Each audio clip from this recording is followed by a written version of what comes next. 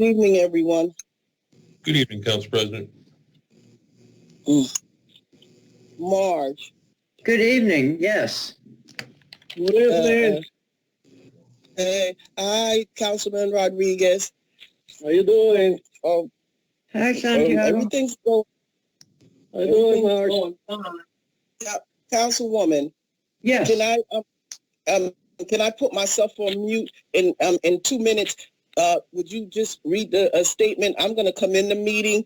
I just need to turn off a couple of eyes in my kitchen because I was trying to get some dinner done. Okay. All right. Okay, we have another minute. Okay. Okay. Yeah, we have another minute. I just got to turn everything. I think I've heard something. All right. I'm going to put myself on mute.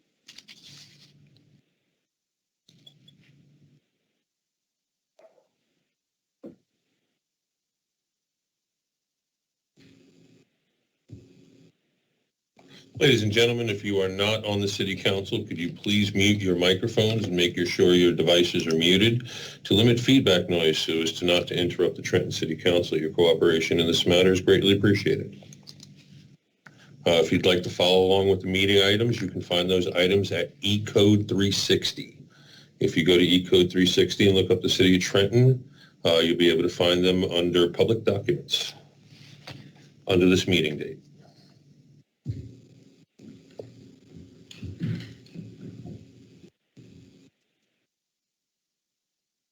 Are you ready, Mr. Conlon? I am ready when you are, Council Vice President. Call to order.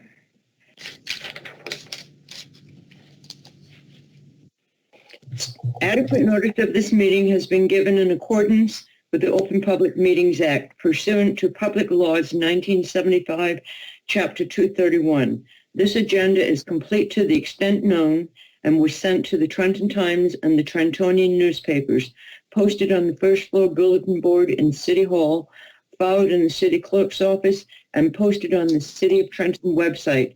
Former action will be taken. Roll call, Mr. Conlon. Yes, ma'am. Mr. Blakely. Present. Mr. Harrison. Present. Mr. Michelle. Present. Mr. Rodriguez. Present. Ms. Vaughn. Ms. Vaughn. Council President McBride will be joining us in a minute. Yes, I'm here, Mr. Collin. I'm here, but the Vice Chair needs to continue for me, please. Yes, ma'am. All righty, thanks. And Vice Chair.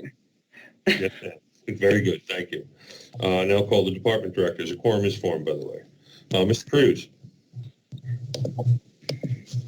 Present. Good evening, everyone. Good evening, sir. Mr. Cherry. Present as well. Good evening. Mr. Benally. Mr. Bridges. Present. Very good, sir. Anybody else from the law department here?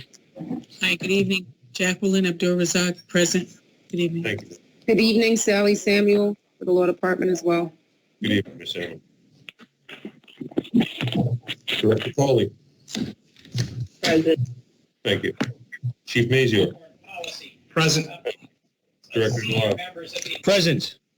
Director Lopez did inform me that she would be unable to attend this evening. Director Amatiri.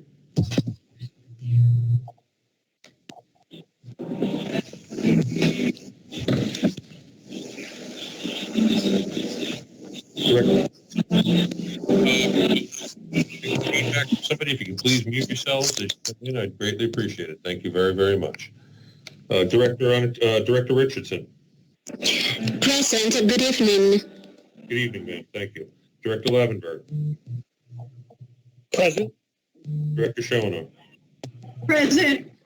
Very good. That is it. Madam, would you like me to proceed to the invocation and flag salute?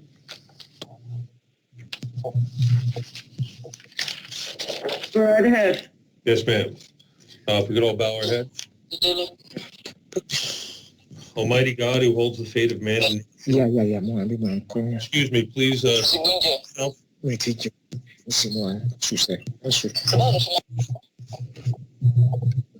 I will try once again. Almighty God, who holds the fate of man and nation, we most humbly beseech thee to bless this our city and these thy deliberations, and these thy servants, that they may act with wisdom and understanding for the good of our community and thy greater glory. We also hope that you will guide our new leadership in Washington, and we thank you and pray this. Amen. Amen. If you could all please rise for the flag salute. Mr. Cullen, Would you like to lead us tonight? Mr. Cullen. Mr. Harrison, would you like to lead us in the flag salute tonight, sir? No, go ahead. I'll talk to you after this. Mr. Onifrey, you need to mute yourself.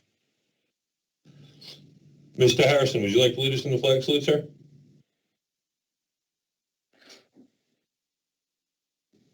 Okay. No, go ahead. Okay. I pledge allegiance to the flag Of the United States of America and to the republic for which it stands, one nation, under God, indivisible, with liberty and justice for all.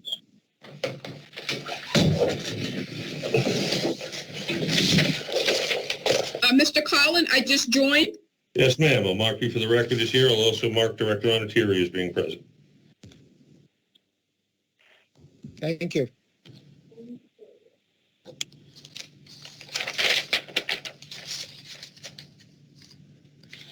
Next, we'll go to approval of the minutes. The June 18 minutes had to be stricken from the record. You have the June 4th minutes. Are there any comments and corrections on the June 4th minutes?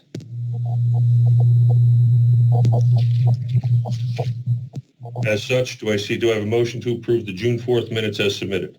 So moved. I have a motion by Council Vice President Caldwell-Wilson. Do I have a second? Second. I have a second by Councilmember Rodriguez. All in favor of approving the June 4th, 2020 minutes? Aye. Aye. Any opposed? So ordered. Next, we have 10 communications and petitions to the clerk's office. We have the clerk's financial report, submitting the monthly revenue report for the month of December 2020 for the funds collected by the office staff in a total amount of $45,383.45. Do I have a motion to approve the communications and petitions and reports to the clerk's office? So moved. I have a motion by Council Vice President Caldwell-Wilson. Do I have a second? Second. Second. Second by Mr. Michel. All in favor? Aye. Aye. Any opposed? So ordered. Communications, petitions, and reports to the clerk's office are approved. Next, I declare open a public hearing for Ordinance 20-60, an ordinance establishing the position of Legislative Counsel and amending Article 1, City Council and City Clerk, and Article 6, Department of Law, in Chapter 2, Administration, and Chapter 3, A316, Rules of Procedure, in the appendix of the Code of City of Trenton. Anyone wishing to be recognized for the public hearing, please raise your hands. I will seek recognition of you from the Council Vice Chair sitting in for the Chairman. Does anyone wish to be recognized from the public with regard to Ordinance 20-60?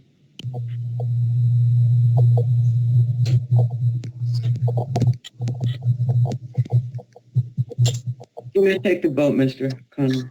Yes, ma'am. We're closing. Do I have a motion to close the public hearing? So moved. I have a motion by Council Vice President Caldwell-Wilson. Do I have a second? Kevin, turn that down. Do I have a second? Second. Council President seconds it. Okay, I have a second by Council President McBride. All in favor?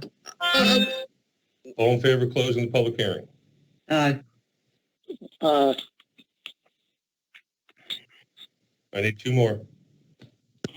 Aye. Okay, very good. Any opposed? So ordered. The public hearing is closed. Does council wish to entertain any of the council members before we proceed to the vote, ma'am? I would like to say something if possible. Go ahead, Councilman. I'll defer to Councilwoman Vaughn to speak first. I'll speak after her.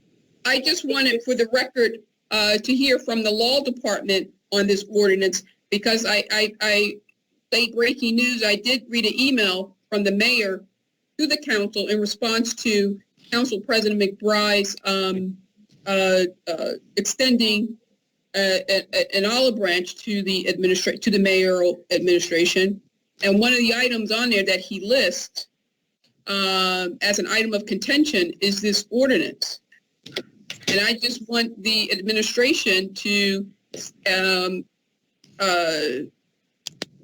think that we should have an open public discussion as to what his opposition is, and so we can move forward, because as anyone who has been coming to these meetings can see that the council and a lot of our initiatives have been hindered.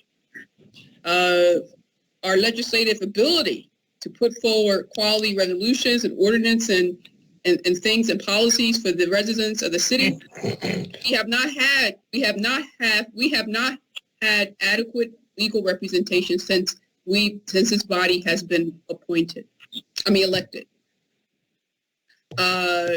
It's always has been a contention with the law department. They come to the meetings adversarial, hostile. So we can't represent our constituents and the residents of the city without comprehensive legal representation. And this is why this ordinance is here. We're not trying to override anybody's authority. We're not trying to break the law. We want equity here. It's lopsided. The mayor has access to legal advice. A council, a legislative body, cannot represent its constituent, its electorate, without legal representation. We're not lawyers, as the legal department has articulated on many occasions. But that's why they're there. That's why the taxpayers are paying Mr. Bridges, are paying Sally Samuels, because those individuals represent the municipal corporation of the city of Trenton. You're not doing Robin Vaughn a favor. You're not here collecting a paycheck because this is your dream job. I don't know. You're here to help the city of Trenton. And you're supposed to represent us to the best of your abilities. You don't put your thumb on a scale for the mayor or the council or the city. You're here to be unbiased and do your best to represent us. And we have not gotten that. So I want the law department to chime in on here, because they have not. They know the viewpoint of their client, the mayor, that he's in opposition of this, because I'm surely he's going to veto it. They know the need that the council has, and the vacuum that we've been trying to fill. And then at the end of the day, ultimately, it is the residents, the electorate, that gets penalized because they have no legal representation. None. If they wanted to put up an ordinance, put up a resolution, who are they supposed to go to? And if the mayor, shows any opposition to it, they will come here and present cases and opinions without any opposition from any other attorney that could say, that will question it, that can challenge it. And that's not fair legal representation. Legal representation is not supposed to be one-sided, right? We're supposed to have productive arguments, cogent arguments. And we haven't gotten that. So, Mr. Bridges, Council President, Council Vice Chair, can we have the acting law director speak to this ordinance and speak to how he plans on providing adequate legal representation to the council, to the municipal corporation, to the mayor, and to the residents, the electorate of the city? Good day, Councilperson Vaughn. Acting Director Bridges here. I think we've had this discussion at least 15 times. My position as the acting law director is that the law department is the legal representation for city council. If I can digress for a moment, I do take some exception to your statement that you haven't gotten adequate legal representation or impartial legal representation from the law department. Since I've been there for the past 2 weeks, I have worked hand in hand with you on at least 10 different assignments where you and I have worked productively, if I may add, on several issues and several projects that you've asked us to look into. And I've been happy to work with you in that regard. So I don't know what happened before I got here, but in terms of since I've got here, you and I have worked together pretty productively. But as I said the last meeting, I don't have a dog in this fight. I understand council's desire to have their own council. In my reading of the Faulkner Act and my interpretation of the Faulkner Act is very clear, as I've said several times, that the law department by statute is the legal representation for city council. However, in this instance, my loyalties do lie both to the administration and council. And because there is a conflict with respect to this, you have your counsel in an ongoing litigation with the mayor. The mayor has his own counsel in an ongoing litigation with you. Take your vote, make your decision, and let Judge Jacobson decide this issue for the third time. So I understand your desire to have your own independent counsel. It's right. I sympathize very much with council's desire to have that. But I'm telling you what the statute says. I've had the same conversation with the mayor. Because I have a conflict, this will be decided by Judge Jacobson. So that has been my decision every single time I've been asked this question since I was outside counsel and since I've been inside counsel. Your resolution legally is proper to put that before the body for them to make a determination, after which Judge Jacobson will make a determination as to the proper interpretation of the statute. You can ask me again next week, you can ask me again next month, and it will be the same answer. I understand your desire, but my interpretation of the statute is I and the law department are your attorneys. And until Judge Jacobson says otherwise, that's my understanding of it. I would love nothing more on this earth than to give counsel their own counsel to deal with counsel. But I can't do that under the Faulkner Act. President McBride. Go right ahead, Councilman Blakely. Thank you. So I think that this is a wonderful example of the situation that we're in. You have the law director saying explicitly, saying clearly, saying it multiple times that this ordinance is not proper and is not legal.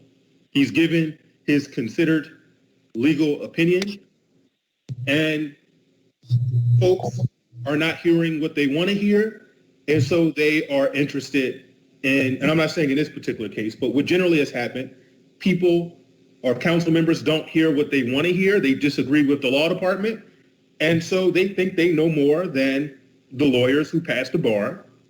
And when given advice, they simply ignore it or act contrary to it.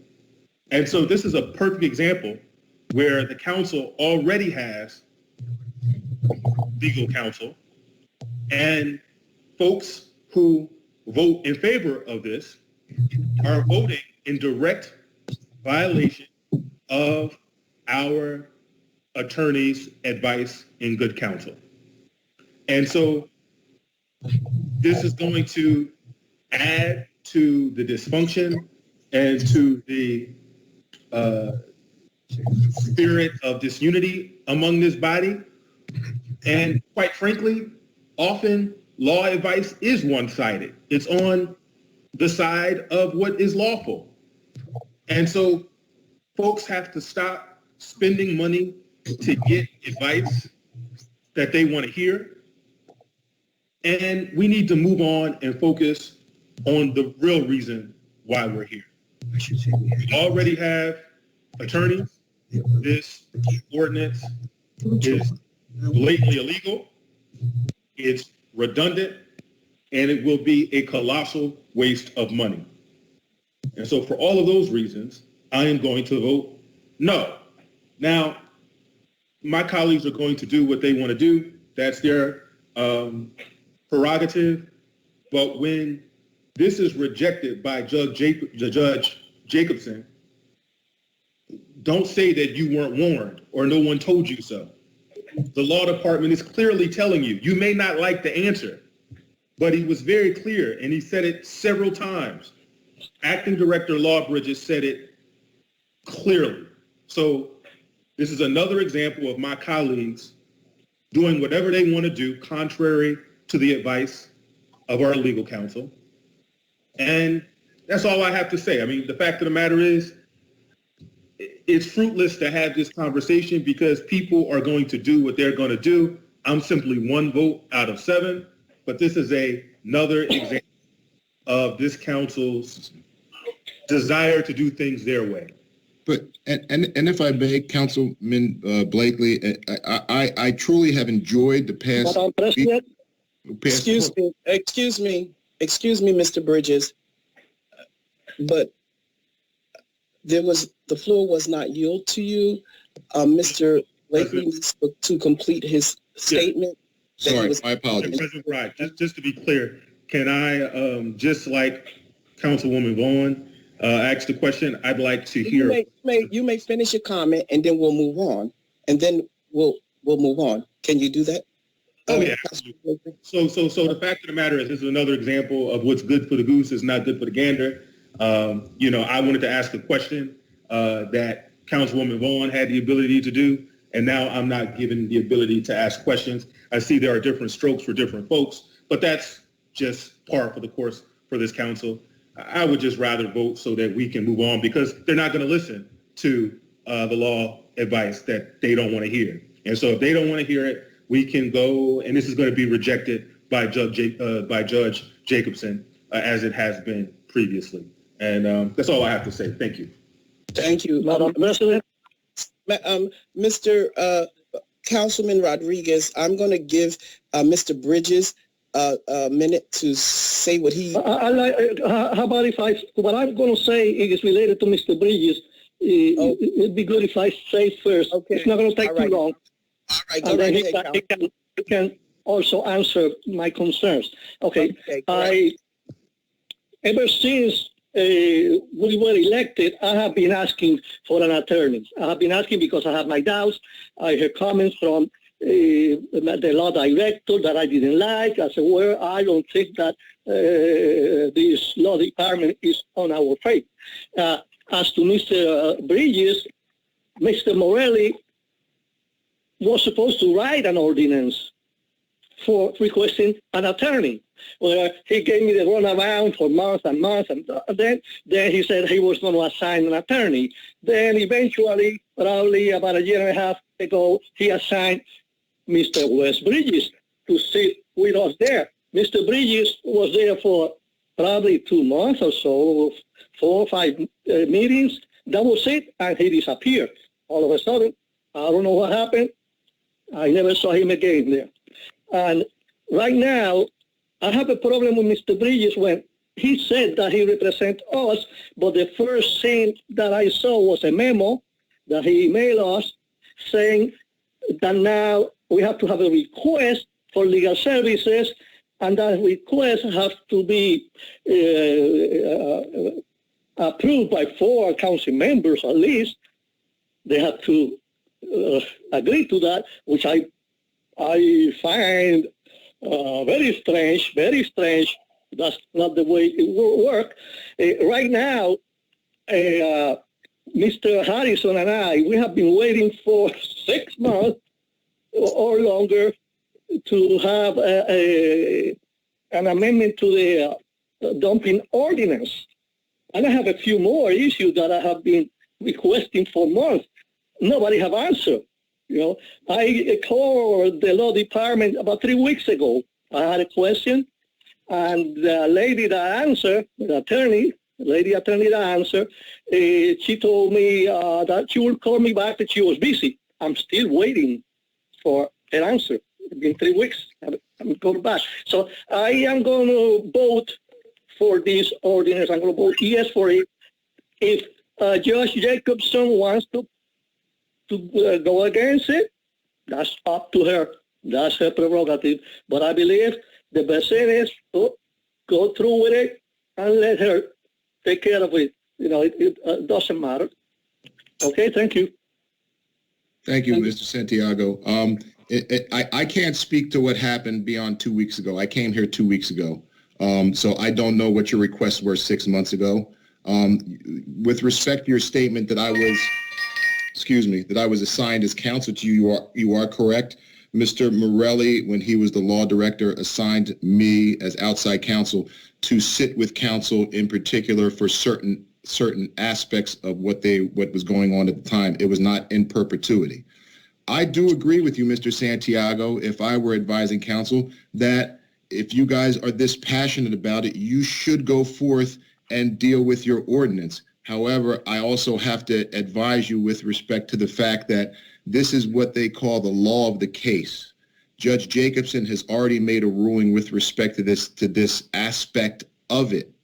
So if this goes forward and counsel's well within their right to do it, again, I sympathize with counsel. I very much understand their desire to have a dedicated attorney. I'm just telling you what my interpretation of the Faulkner Act is. And if this goes forth, I must also tell you that there is potentially sanctions with respect to what has already been ruled in the case that you now have ongoing before Judge Jacobson. With respect to my request for legal assignment, I'll give you a very good illustration of why I asked for a request for litigation assignment. Again, my interpretation is the law department is the legal representative for counsel, the body.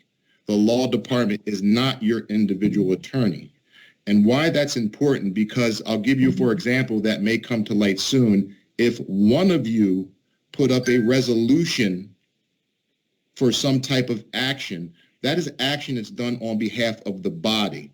That action touches upon the body and encroaches upon the body as a whole. So when one person takes an action that is potentially not proper or illegal, that opens up the entire body to not only criticism, but potentially litigation. So we can play this forward and we could see how this works, but the acts of one affects all of you. So you guys expressed your rejection to my request for litigation assignment, which for the people that are present here, asked that requests for legal assistance come from the council president or 4 members of the council body because it impacts the body. I respect you all as elected officials. You rejected that decision. You wanted to come to me individually. Your voice has been heard, so I continue to work with individuals based on their assignments, and I will do that. But just know, the act of one of you affects all of you. I would hope, Mr. Santiago, and I'm happy to email you my cell phone number after this meeting. You are always welcome to call me, to sit down with me, to have a conference call with me to go over any legal matters that you want to. I have not received a call from you.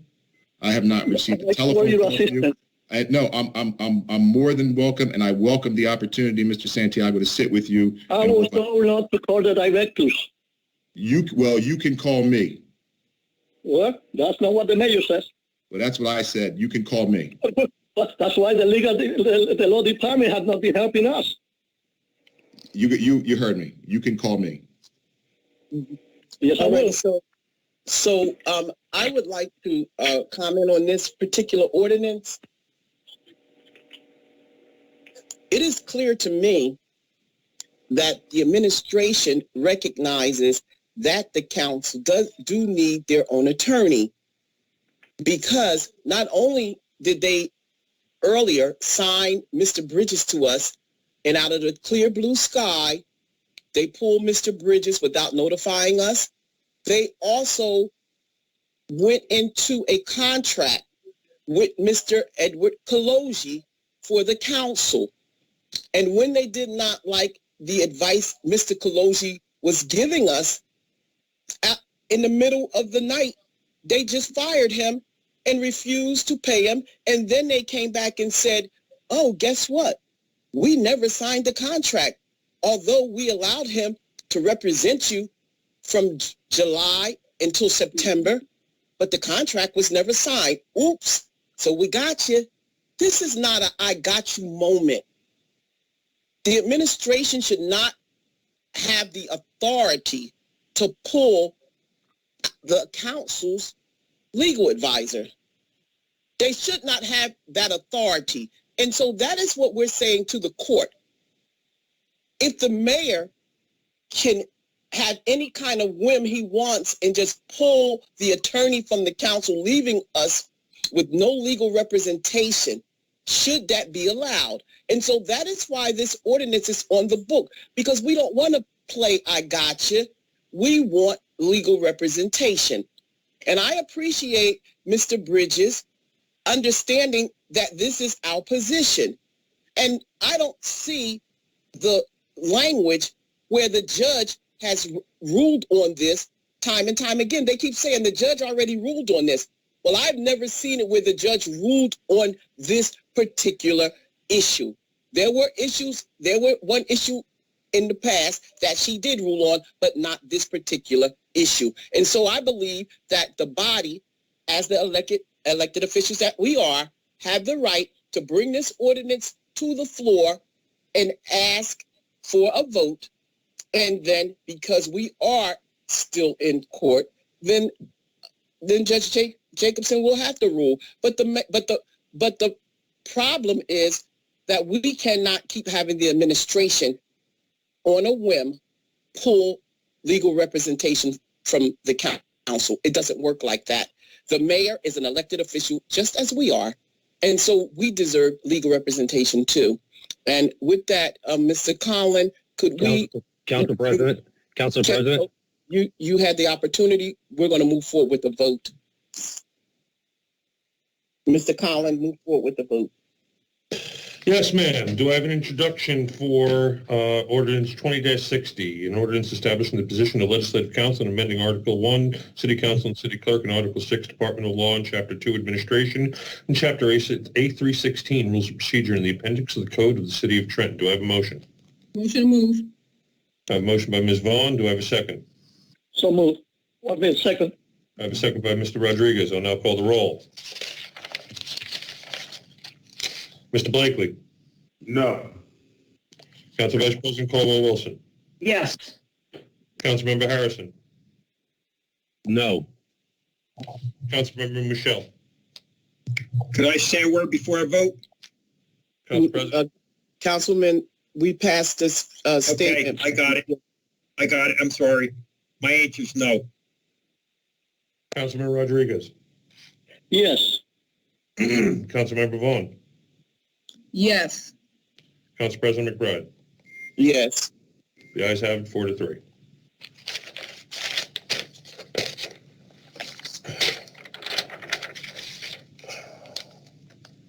Next, we have a section for public comment on new business only. Council President, would you like to open up for public comment for new business only? Would you like to reserve that for public comment in general and move on with the agenda? They can both be combined. They can talk about what's on the agenda, and then they also can talk about whatever concerns that they have. Thank you, ma'am. I will proceed with the docket then.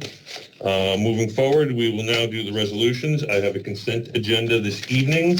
On the consent agenda, we have resolutions 21-007, 21-008, 20-735, 21-009, 21-010, 21-011, 21-017. Do any of the council members wish to... Mr. Collin, my position was to allow the public to comment before the vote on the agenda and make their personal comments too.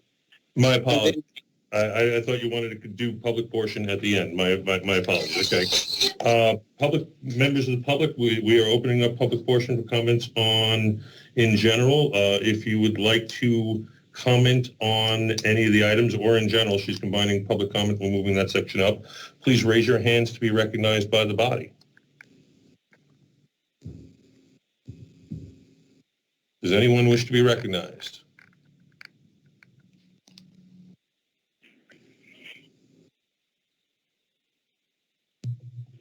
I'm calling in on a telephone.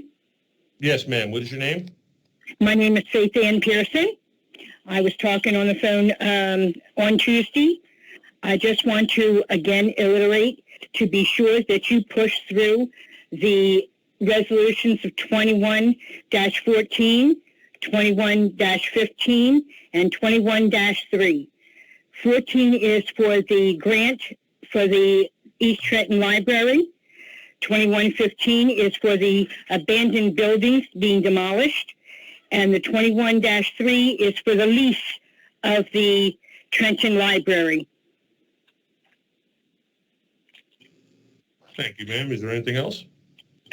That'll be all for now.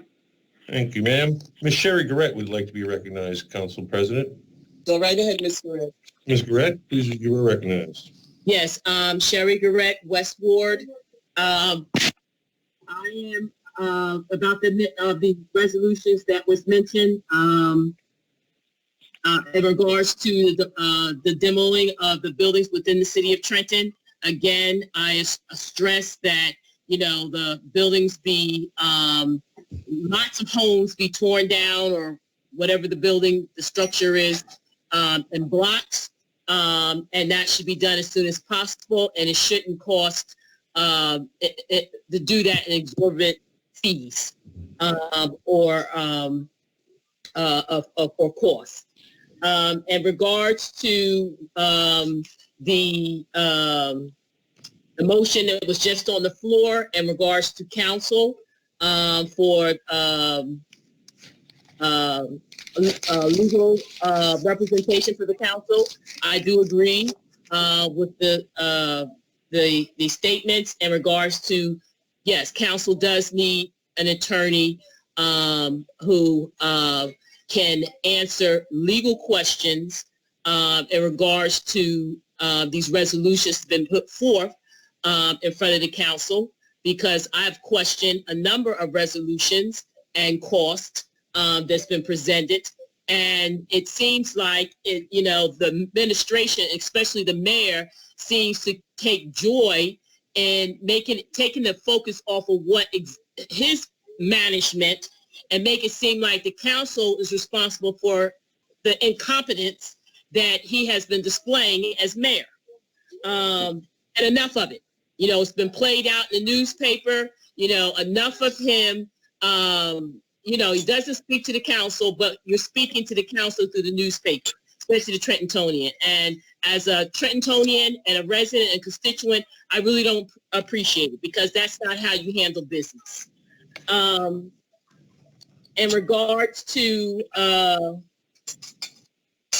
most of these ordinances and tax sale for a lot of these homes that are on the tax roll or just sitting idle for a number of years, again, those houses, all of them, need to be put up for sale. City government right now for Trenton is not, the units and the departments need to be restructured. Because if we actually put these homes up for tax sale and they are purchased, those create jobs where you have inspectors to make sure that these persons who purchase these homes are living in these homes. Most of the revenue or fees that are supposed to be generated for operating the city for residents within this municipality, from what I've seen, is not generating as much money for numerous of properties that are rental properties in the city. So, nor are we making sure that these properties that are rental properties are well up to code and are well managed, and the landscape is presentable, not looking blighted. Trenton is not that big of a city.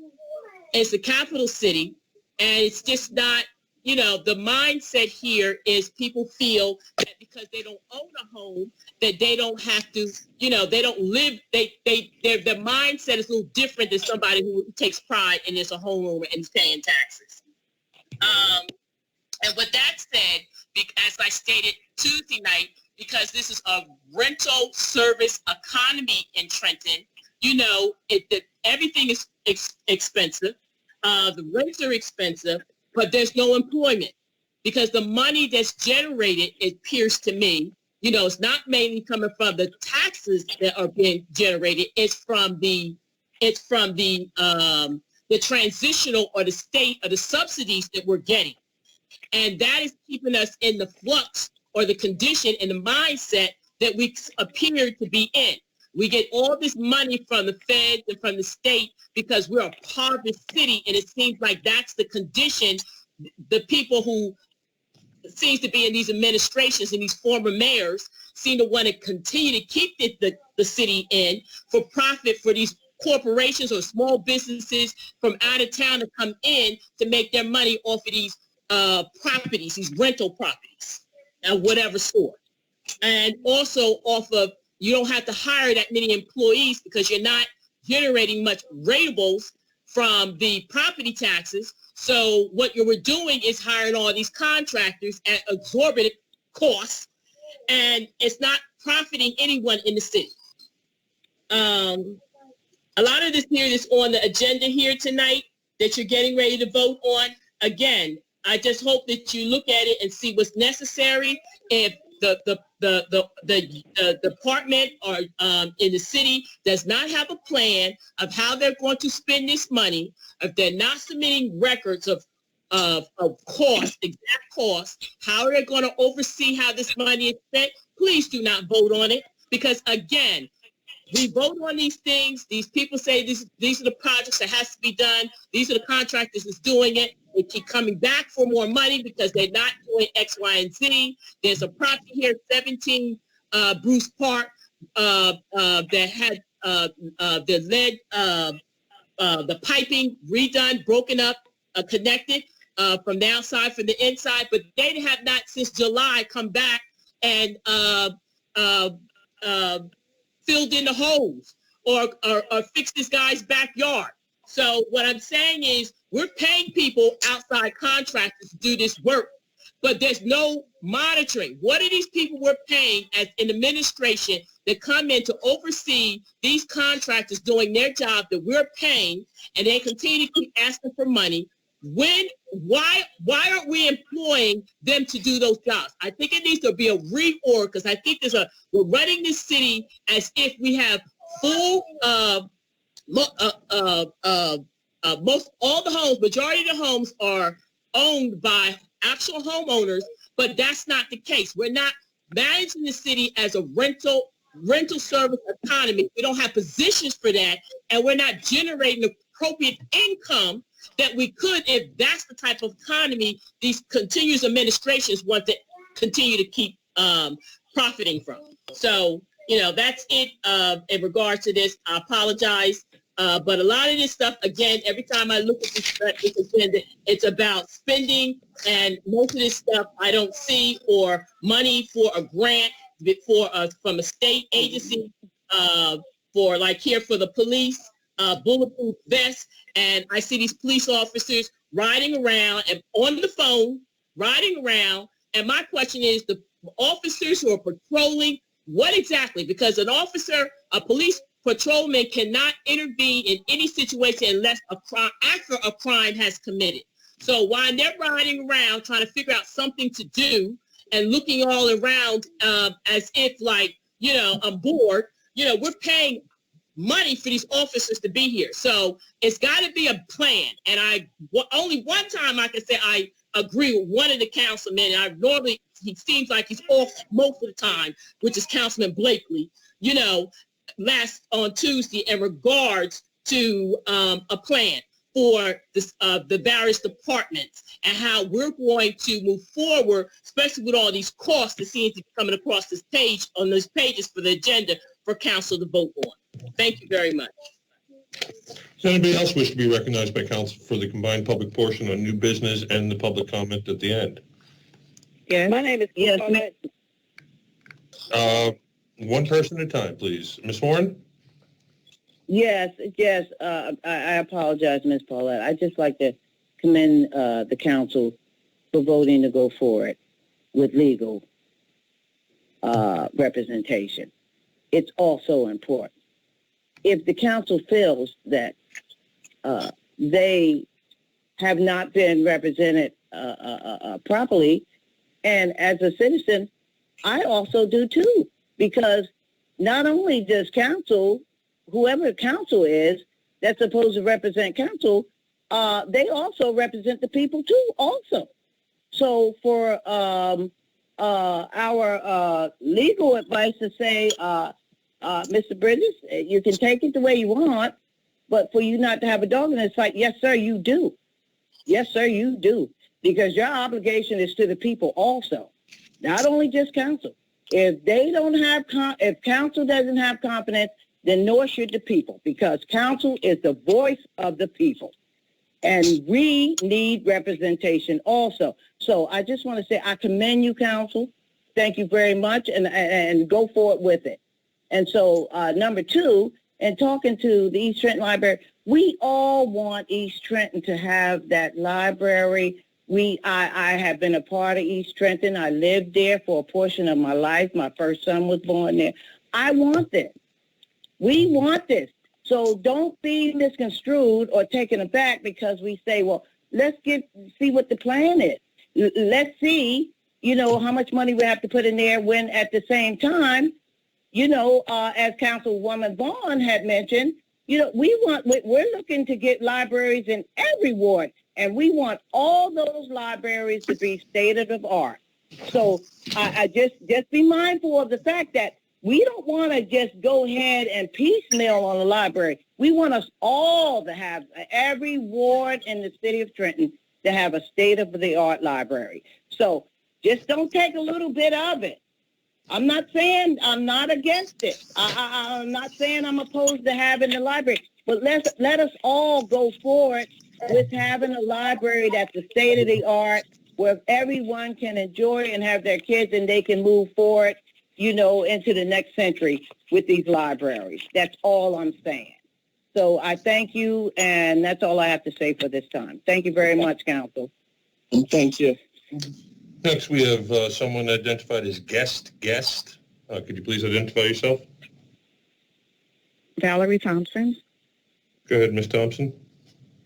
Okay. It seems that the nonprofits in Trenton get more money than City Hall, yet they still go to City Hall and get money. So when they come to you guys, is it possible for you to start looking at their balance sheets and see what they're bringing in? Because the community has no idea how much money they get for us. They use us to get the money, but then they don't tell us what's going on. Certain plans they do, they're supposed to notify the residents in writing through the mail. That doesn't happen. Redevelopment plans.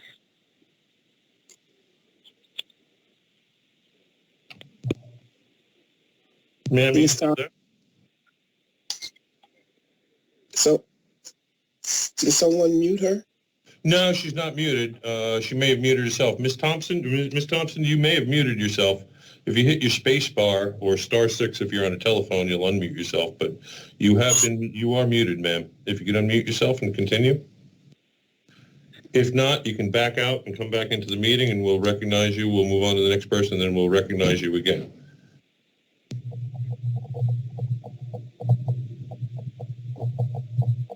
Council President, I'd like to move on to Caitlin Fair and let Ms. Thompson back out of the meeting. Go right ahead. Ms. Thompson, if you could exit the meeting and come back in, we'll recognize you again. Ms. Fair, please be recognized. Thank you, Mr. Conlon. Thank you, Council President.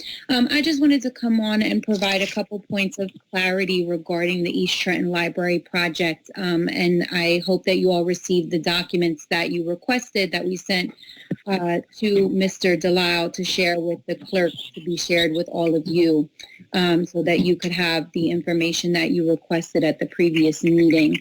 But I just wanted to provide some clarity around that project so that folks are clear on the way that this is happening and that we're not using money from the city's budget for this project. So we have actually raised close to $1 million if we secure the additional funds that we've applied for through the NRTC process, specifically for this project.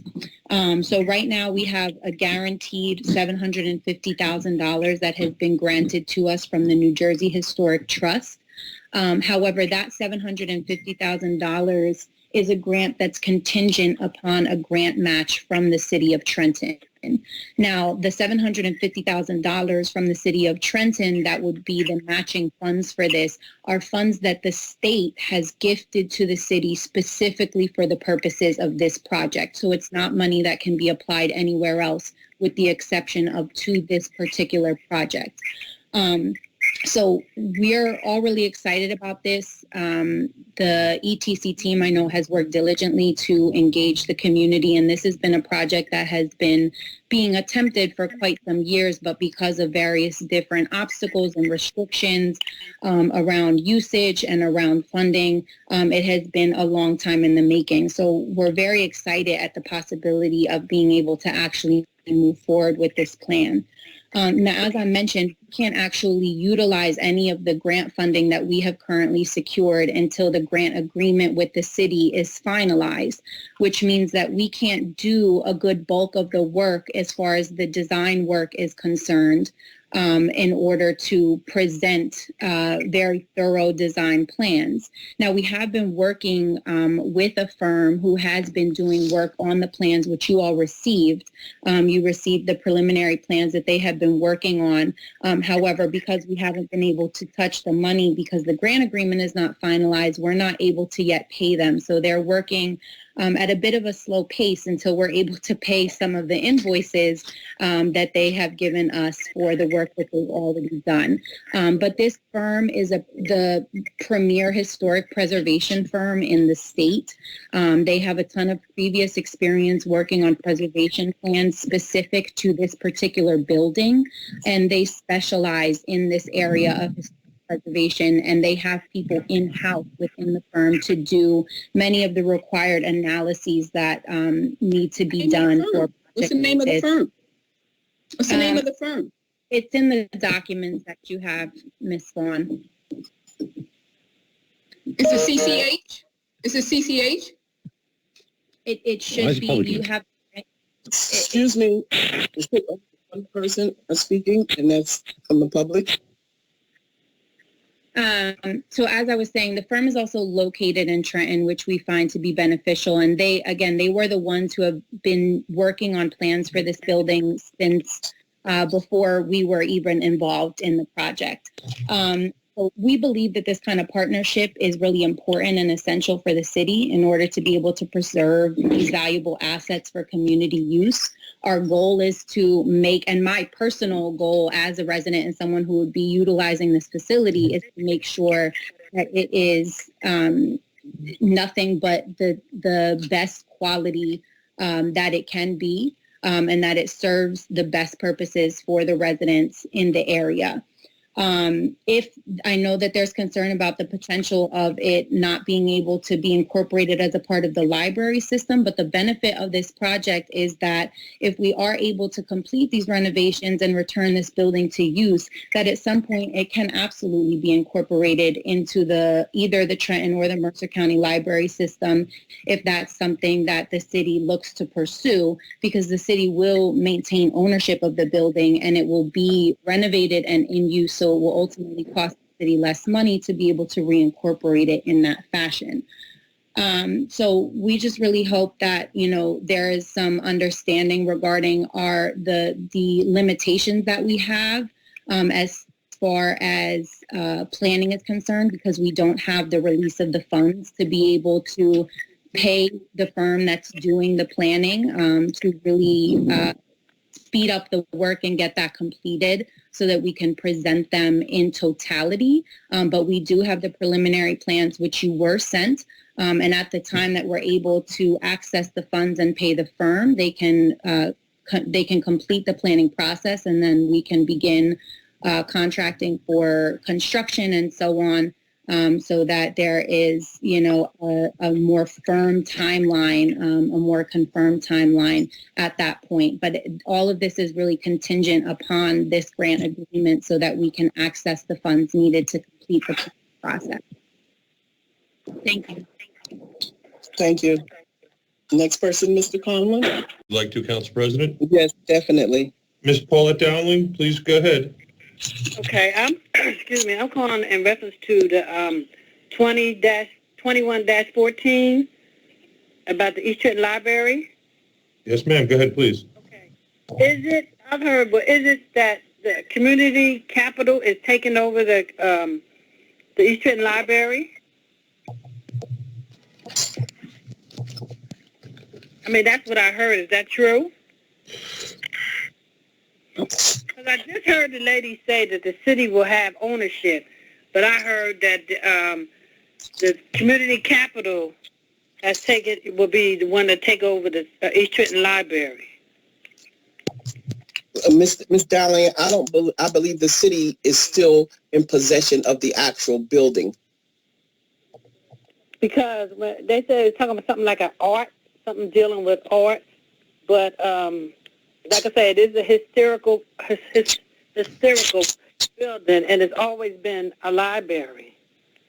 And they said it's going to turn into something like an art type of thing. And like I said, I've lived out here all my life, and I've came back, and I've always went to that library. My children went to that library. It was, it wasn't just designated to art. It's like taken away. And then, like I say, I don't know if it's true, but you said the city will have ownership, but is community capital the one that's going to be the one dealing with, as far as what goes in the library and all that other kind of stuff that you have in the library? Would that be under community capital? Yes, it would. Yes, it would. It would not be under the city. Why? That's something that had to be asked to Mr. Delisle and the arrangements that they made with the nonprofit organization. Because out here, where we're dealing with the community capital, we raised a lot of issues about the money that they were receiving out here, and that we don't see anything being done. We've even went to Brad Harrington about the same situation, about the money. From 2020, they got $985,000, and a group of us went to talk to Brad Harrington, and then, 2019, and in 2020, he still gave them $7,200, some kind of way it went. He still gave them money, and if you come out here today, well, look where we live at, the center's not even open. It's not doing nothing for us, not giving out food, not having nothing out there for the people that live here, and they're closed. They closed their doors, but then they got all this money for the people that live out here, but they're doing nothing for it. And I wonder if they put in a 2021 NRTC proposal and got it accepted, and got the grant. Because Brad Harrington does not get back to you and let you know anything. That's why we had a meeting with him, and it went absolutely nowhere. And that's what makes me angry and other people angry when we see community capital. People that work there don't even live in East Trenton, get all this money for us, and we look around and see absolutely nothing. And I have another question about, the 2015, about the, the community government block grant. When I found out about that, which was last year, and I talked to Farrah, she told me there was no more money left, and that the people that got it was on a list. So I said, well, she said, you have to read about it in the paper. I said, I don't even get the paper. So she gave me she told me the thing to go on the computer and fill out the application for this community government block grant. Now, it says that I'm in. So how would I know when we get money that I can apply for if I'm part of this community government block grant? Or what about my neighbor that lives down the street that doesn't know nothing about this? And she said it be in the paper, and as long as it's ever been in the paper, I found out somebody else.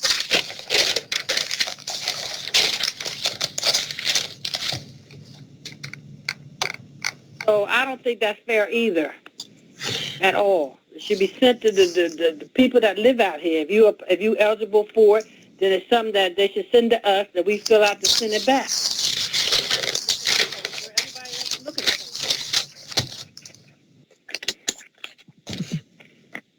So those are the things that I really disagree so much about, and that's the library given to it's going to be under community capital, which does nothing, absolutely nothing, collects money for us and does absolutely nothing. They don't even ask us what we need. It's just what they say, and they send it to Brad Harrington, and he approves it. We don't even know what it's about.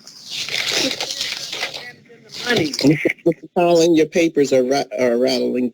My apologies, ma'am. You know, and that's what's so upsetting, not only to me, other neighbors that I talk to out here. And if they put one in and they say that the community is, the neighbors are involved, no, we're not. I wasn't involved in the 20, the 19. That's why I complained about it. In the 20, turned around, they did it in 20. And I believe they did it in 21. We don't know nothing about this. But community, Brad Harrington approves this, and he knows with the meeting that we had with him in 2019, we let him know we are not aware of none of this proposal that Community Capital sends to him, and he approves it.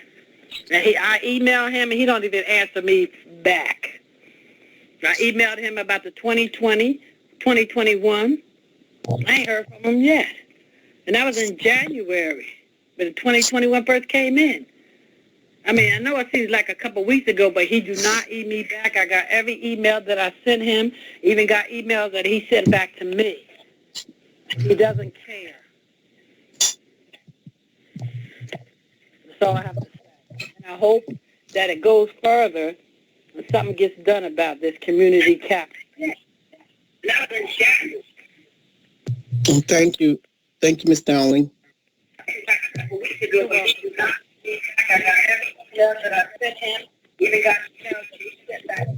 Excuse me. If you're not Ms. Dowling, you shouldn't be on. You should be on mute. Mr. Collins. Yes, I think Mr. Delisle wanted to answer one of her questions, or would you like to move on to the next member of the public? Yes, I would like to move on to the next person. And and you have Mr. Conlon, you have Mrs. Dowling's information, and she's stated that she doesn't get any response back from anyone. Now, everybody on this line that's affiliated with these nonprofit organizations, they heard her. They need to be reaching out. Mr. Conlon, can you continue? Yes, ma'am. Next, we have Sherelle Snyder. Would you like to recognize Ms. Snyder? Yes, I would. Ms. Snyder, you're recognized. Please unmute yourself and state your name and address for the record.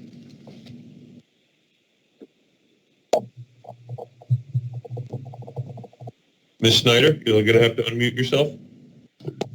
Hello, Council. Hello, Mr. Conklin. My name is Sherelle Snyder. I live at 410 North Olden Avenue. I've been a resident of Trenton for at least 13 years now. I was so disgusted with Trenton. I didn't think anything was being done out here. It took New York back to like 1970 in Trenton. But, okay, forgive me because I'm a little passionate right now. In my area, in the North Trenton, on North Olden and North Clinton Avenue, we have a community center. Big blue building now. I'm sorry Ms. Paulette Dowling feels the way she feels, because not only is the community center there for her, I'm personally am there for her. The community center, the doors are closed because of the COVID. But if people want food, the food is available. People come, they get food. We give them cards to go food shopping. Ms. Dowling can be a part of all of that. We still have community meetings that we hold once a month. Ms. Paulette Dowling, she can be a part of all of that as well. It's her choice. The information is there for her. And as for the library,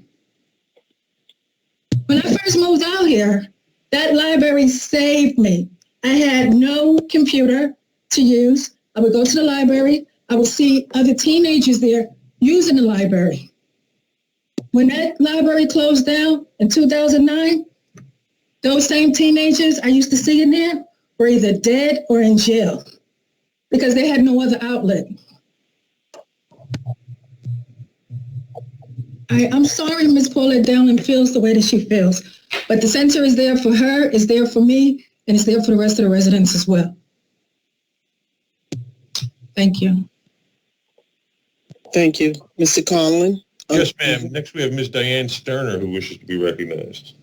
Yes, go right ahead, Ms. Sterner. Ms. Sterner, please unmute yourself and be recognized.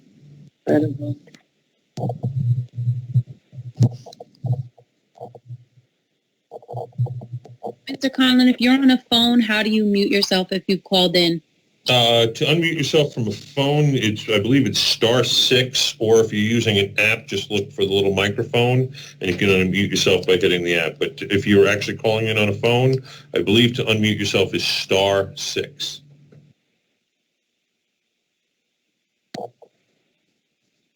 Ms. Sterner, I show you as unmuted. You've been recognized. If you wish to speak, please speak.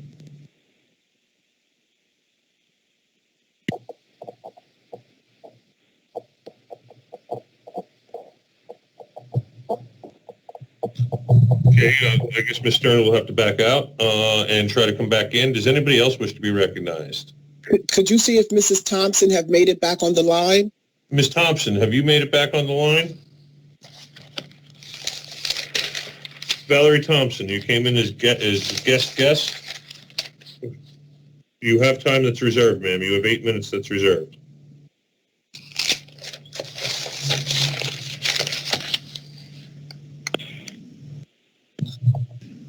Council, we have Ms. Addie Lane. Ms. Sterner, if you could back out of the meeting, come back in, we'll recognize you after that.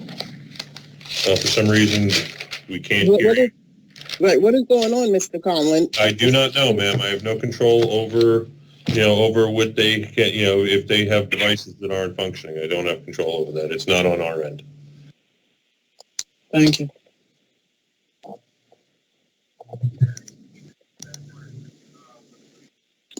Is Ms.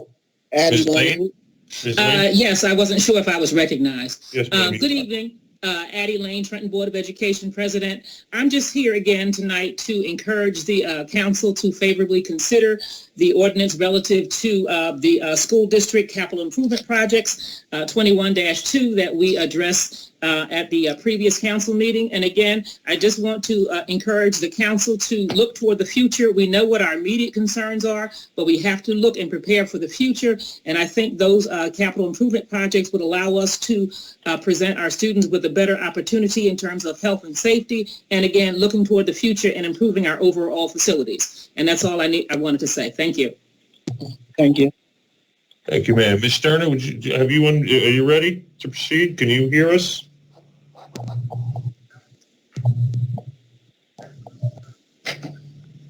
Ms. Sterner, she seems to be having technical difficulties. I can't. All right, you may continue. Does anybody else wish to be recognized by the Trenton City Council for public portion? Yes. State your name for the record, sir. Hope Bellamy. Mr. Bellamy, hold on. Council President, would you like to recognize Mr. Bellamy? Yes, I would. Mr. Bellamy, please state your name and address for the record, and please continue. You've been recognized. Hope Bellamy, Orlando, Florida. A resident of Orlando, but I'm from Trenton. Go ahead, sir. All right. First and foremost, I want to say that being from Trenton, everybody know who I am, Hope Bellamy. I moved here to Orlando years ago, as we all know. I just want to say that I'm totally at a disgrace to tell people that I am from Trenton, New Jersey. I love my city, but it's like when I tell people that I'm from Trenton and they go to look it up or Google it, they see nothing but, the crime, the leadership is going back and forth. It really gives me nothing to be proud of for my city. And I'm on the outside now looking in. Things even like as far as the legal part go, the legal guy knows exactly what he's talking about, but at the same time, council need to be respected upon their wishes because it always been a problem. And I said before that the mayor should be able to only direct a mayor for an attorney for him part and let council judge make a vote for who should represent them. Because other than that, you're going to have a conflict of interest between the mayor and the council, and we all know the law department is headed by the mayor. So it gives the council no respect in that regard. Then I want to talk about the library. As everybody know, myself and Tony Mack was working on those libraries. Those libraries' condition need to be totally taken down. Those libraries, especially the Eastward Library, it is so damaged. We're talking about 4 or 5 years ago. So now we're talking about taking it now and bringing it back. They need to get rid of the library altogether and start all the way back over with a more advanced technology center where it's more digital based now. And bring it back. We're not saying get rid of libraries, but the current buildings, not even at the shell, is good. It's totally damaged. We need to get somebody in there from the city to look at those buildings. I had firsthand knowledge of them back then. So we going around the circle about a library. Let's get rid of the building altogether and try to restore it back. So I just want to say that's all. But council, I love all you guys. Please, please, please. I'm trying to hold it down for my city, being on the road, but it's such a disgrace by, telling people from Trenton and they go to Google and this is what they're seeing. We have a good community up there. Please get things together. And that's all. And thank you. Anyway, Ms. Sterner, have you solved your technology problem? Would you like to be recognized? So I'm popping in for a second. So that was the 28th next week. So, Ms. Lane, you need to mute yourself, and so does the person from 851.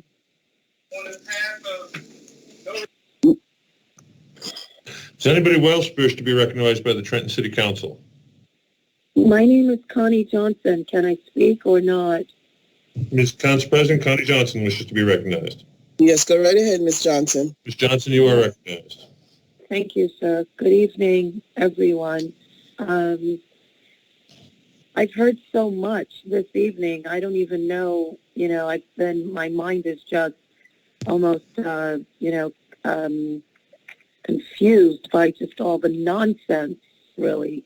As I said, I was on Tuesday's meeting and I probably didn't know when to speak because I'm new to all of this, but I did mention to you guys that I am from New York City.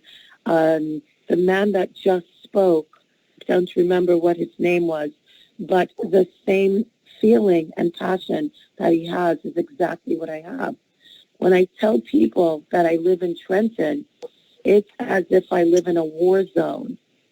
The only thing the newspapers write about is black men being killed. The only thing they talk about is Trenton on a decline. The only thing you can ever Google about Trenton is something negative.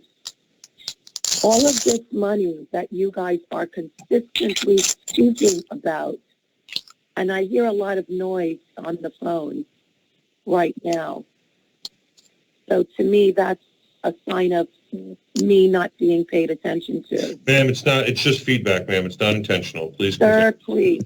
In any case, all of the millions of dollars that I hear you guys speaking about regularly at these meetings, and I click on and I'm quiet.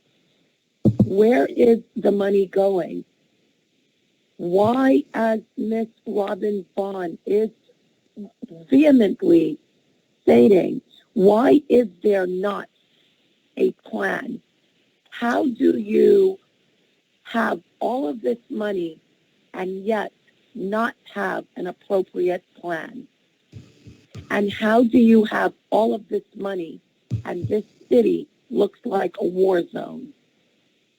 How do you have this amount of money and children have nowhere to go, no outlets, nothing for this coronavirus?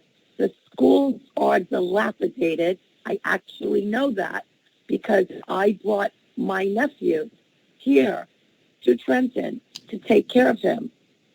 And I actually had to put him in a private school. He couldn't even go to the public schools because they were so disgusting. You're continuing to talk about an East Ward, and I could be saying the wrong thing, but you're continuing to talk about an East Ward library as if that's some special thing. Libraries should exist throughout this entire city for every single kid in this city. not just for the East Ward. And even if you have that, I don't know what's going on right now, but even if you have that East Ward library, then as the woman that spoke a couple of, conversations earlier, then why is that library not owned by the city of Trenton? To me, this speaks of corruption in the highest form. And in terms of the attorneys, yes, I agree with everyone that has spoken before me. It is a conflict of interest to have an attorney that works for a mayor and also works for city council. And anyone with half a brain understands that. That is a conflict of interest. So for the city council board, they should have their own attorney and be able to come together as city council people, women, men, and be able to challenge whatever it is that the mayor is doing that they do not feel comfortable to support for the residents of this city. So much money. Where is it going? Where is it going? And in addition to that, this is one last thing I want to say.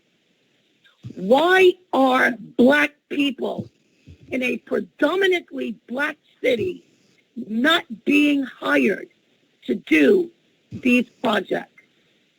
That is disgraceful. And to me, that also speaks to corruption. The only thing I see happening to Black men in this city is getting arrested or killed. Where is the job training and where are the jobs? Because I don't think every Black man in this city wants to sell drugs or wants to be shot in his back. I think they do want jobs like everybody else. They want to make an honest living. Why are all the contracting jobs, the architectural jobs, the construction jobs, why are those going to people outside of the city of Trenton? Can someone please tell me that? And I moved here trusting and hoping that I was moving to, and I didn't know that much about Trenton. I moved here believing and very excited and very, very hopeful. And all I'm hearing on this phone is absolute nonsense, arrogance, and just a lot of flashing about money. But when I drive around this city, this is like Detroit. This is really an embarrassment. Everyone that can hear me, to me, I don't know what any of you are doing. I don't know what any of you are doing. To me, you're all a bunch of very arrogant people with no plan for this city. That's it. Thank you. Does anybody else wish to be recognized by the City Council? Excuse me, I just have this one last question, sir. Ma'am, you yielded your time. It's up to the Council President. Council President, do you want to Ma'am, can I entertain it? please ask one last question?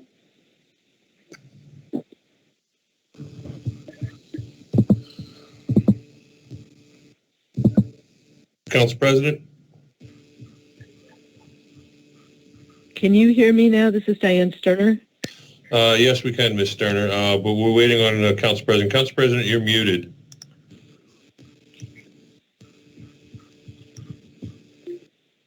Okay, it just someone else muted me because I never touched the device. But go right ahead, Ms. Sterner. May I Thank you so much. I apologize for the technical problems I've been having. I'm on my third phone now. I've been borrowing phones from people. So thank you for your patience in allowing me to get on. My name is Diane Sterner. I work with New Jersey Community Capital, and we are the umbrella organization supporting the East Trenton Collaborative. We've been partnering with the city since 2015 to move forward some of the elements of the East Trenton neighborhood plan that was developed some number of years ago. And we took over this initiative from a group called CityWorks when they went out of business in late 2014.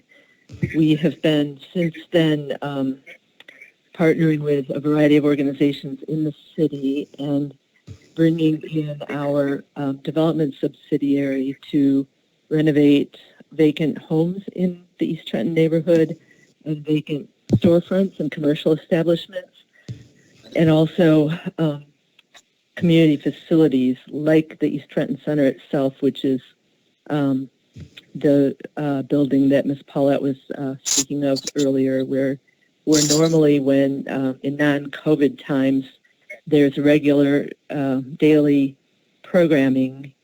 Since last March, the building has been mainly closed, as Ms. Sherrill said, because of COVID, but we've maintained a food program during that entire time, and our facility manager is open for discussions and coordinating with people from the neighborhood that come for different reasons. And as Ms. Sherrill also mentioned, we've been having monthly community meetings. We've had several forums with the mayor and city department people. So it's been a very active year, even though we're in this COVID time. New Jersey Community Capital has overseen the redevelopment. The dollars that Ms. Paulette mentioned are primarily the more than 60% of them must be devoted to housing and economic development work. So we've since 2015 we've renovated 4 abandoned single-family homes and sold them to Trenton residents. We've renovated 3 apartments and 1 business storefront. We have 3 more homes under construction and 4 apartments and 2 more storefronts about to start construction. We've had a small home repair program that has helped local homeowners to fix problems with their homes, and that's a program that Ms. Paulette and many other residents in the community have been involved with. So we've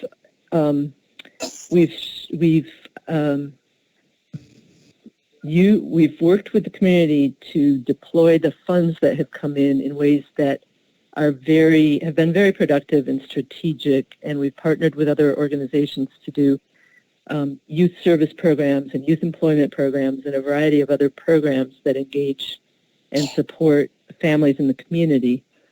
We've also been transparent about this process, and we've made available we have at the community meetings and in committee meetings, we have people, we have discussions about the different funding sources and the programs that will be funded, and we make the applications available to members from the community, and have been. So that so there's a number of community residents that have been very engaged with these processes and are active. And we just had a community meeting last night with a number of them, and committee meetings last week. So there's a whole operation going on there that is very active, is very productive. One of the long-term projects that we began to engage with, because community residents indicated this was a priority for them when we became involved, is the East Trenton Library. And the original hope was to get the library back online as a library, as a branch library in the community. Up till this point in time, the Trenton Public Library has not had the bandwidth to accept opening any of the branch libraries, again, as a library per se. We were also told that the Mercer County system, there's an issue with bringing individual branch libraries into the Mercer County system if they have their own free public library. So every track we pursued to try to get that to happen led to a dead end. And that's when we started talking with the city about opening the building again as a center that would help with that would make library services available as well as some other community programming. And that's what we've been working to do. And there's a number of residents that have been on the committee, the planning committee for this, and we've been taking their lead at every step of the way. So, as Ms. Fair mentioned earlier, the funding that was allocated from the New Jersey Historic Trust and also the funding from the that the state provided to the city has to be used for these purposes if it's going to be used. And as Mr. Ward mentioned the other night on the meeting, on the council, in the citizens participation part of the council meeting, this building is losing ground every year. It's been vacant for 11 years now, and it needs to be renovated and preserved if it's going to be renovated and preserved, because before too much more time passes, it will not be able to be renovated and put back in service as a community facility for East Trenton and the city. So, our request is to, and New Jersey Community Capital has extensive experience in managing real estate projects of all different kinds, and we're, we had envisioned our role as renovating this property in the way, it has to be done in a way that is historically honors the historic preservation requirements of the trust fund.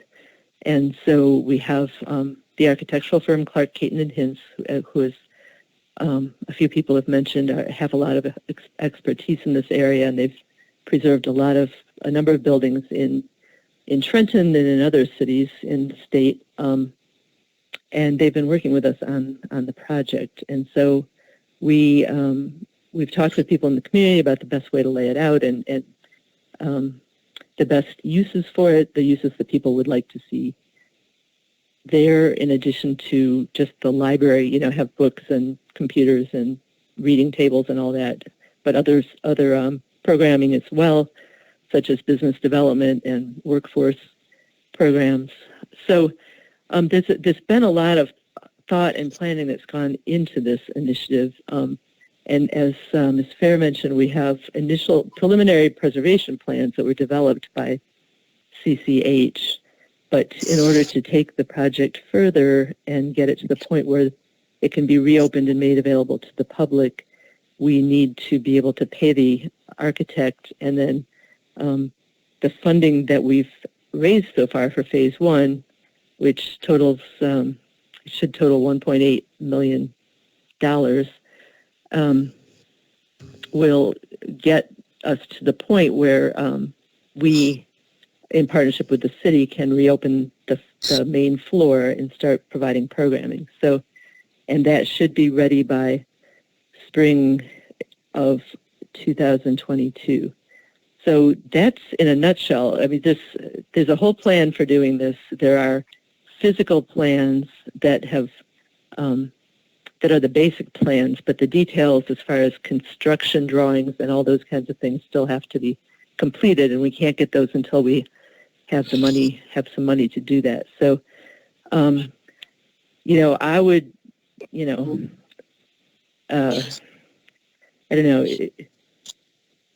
I would just ask council members to really look at this closely. We've provided all the things that were asked for the other day, the plans and other documents.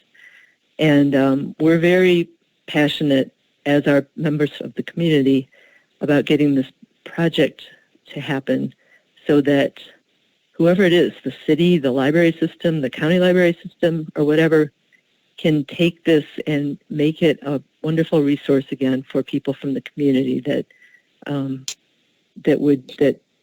remember the way it was in the old days and want to see it restored to a place where it can be the center of that community. And I just ask the council to please think about this hard and please support it. Thank you for your time. Thank you. Mr. Conley? Yes, There's ma'am. no one else. We may return to the business of the city.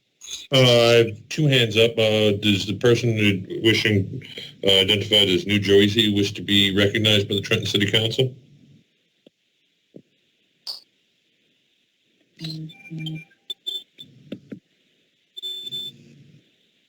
Sir, with your hand up, or madam, with your hand up, do you wish to be recognized by the council? Unmute yourself and identify yourself, please. Does anybody else wish to be recognized by the Trenton City Council for public portion? Sir, this is Connie Johnson. I had the one last question. No, ma'am, no. We need to move on. You get the ability to speak, and when you complete your statement and you yield your time, there is no coming back to the mic at that time. So we're going to move on. Excuse me, ma'am. We're going to move on. Does anybody else wish to be recognized by the Trenton City Council? Council, I don't see anybody else. One last time. Does anybody else wish to be recognized by the council for public portion? A motion to close public comment. I have a motion to close by Council President McBride. Do I have a second? Second. Agenda, we have resolutions 21-007, 21-008, 20-735, 21-009, 21-010, 21-011, 21-017. Does anybody wish anything removed from the consent agenda? If not, do I have a motion to approve the consent agenda? So moved. I have a motion by Council Vice President Caldwell-Wilson. Do I have a second? A second. I have a second by Council President McBride. I will now call the roll. This is to approve the consent agenda as read. Mr. Blakely. Yes. Council Vice President Caldwell-Wilson. Yes. Mr. Harrison. Yes. Mr. Michelle. Yes. Mr. Rodriguez. Yes. Ms. Vaughn. Yes. Council President McBride. Yes. So the consent agenda is approved. Next, we have Resolution 21-006, a resolution authorizing the award of a contract for the Law Office of Mally Gibbons, P.C. to provide professional legal services in regards to special counsel through a fair and open process in accordance with NJSA 19:44 Cap A-20.5 et sec. In an amount not to exceed $25,000 through RFP 2020-20. Floor is open. Yes, Council President. Go right ahead, Council. Yes, I have I hope Mr. Bridges is still on the line. I don't understand what we have a retained list that we approved at the beginning of the fiscal year. And why are we here at least halfway through the fiscal year? Halfway through the fiscal year, we're approving a new law firm, which we already know that the city of Trenton has an extensive list of retained legal expertise. What is it that the Mally law firm offers that we already don't have in our current repository of retained contracts? They were. Why are they being introduced at this stage?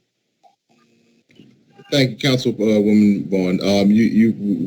We had some conversation about this, and as my research shows me, and based on what I understand, they were brought in as conflict counsel strictly for the purpose of working with the ethics boards to conduct certain ethics legal representation and investigations. Much in line with your question and several questions the council has given me, they were retained as conflict counsel specifically to make sure that they focused on investigations and work for the ethics board. Their contract was tied up based on a review with DCA, which is why they did not come through with the wave of other counsel that the city retained as outside counsel. But that's my understanding, and that's what I've confirmed in terms of why they're here, the purpose of their here, and the reason why they're here at this time. Yeah, but okay. And why were they on hold at DCA? I don't know the specific purpose why they're on hold DCA. I will have a follow-up dialogue with respect to that based on the day that I had to look into this since the last time we spoke. That's what I've been able to get. But again, they were brought up along with the other firms, and they were brought in as conflict counsel specifically so that they didn't intertangle their involvement with the ethics investigation, their representative of the ethics board, with any representation of the city. And there was a delay for the specific reason for the delay is to be determined, but I'll make sure to find that out. Yeah, yeah, but Mr. Bridges, this is why the council needs their own attorney, because in all fairness, we asked you this on Tuesday, and we have to vote on this today, and I still don't have enough information to vote on this particular professional service. So, so can you tell me who's introducing this ordinance? I mean, this resolution? Yeah, that was, yes, you did ask me that on Tuesday. I also looked in that. Mr. Morelli introduced this ordinance, again, as conflict counsel for the purpose of representing the ethics board. But it never made the docket while Mr. Morelli was in office. So why is it being presented now? It was presented because all right, we have some. The ethics board have been using them, right? So they've been using them. So how have they been getting paid? I also looked into that, Councilwoman Vaughn, and I do from what I've been able to unearth, they've actually have 2 outstanding invoices that are outstanding with the city as we speak. So again. Well, you know what? So now I understand why DCA has them on hold. I don't understand how the law department allows any contractor to do work for the city. And that's what happened to Mr. Ed Kaloji, to do work for the city, and the council didn't approve the contract. So this is sort of Johnny-come-lately, right?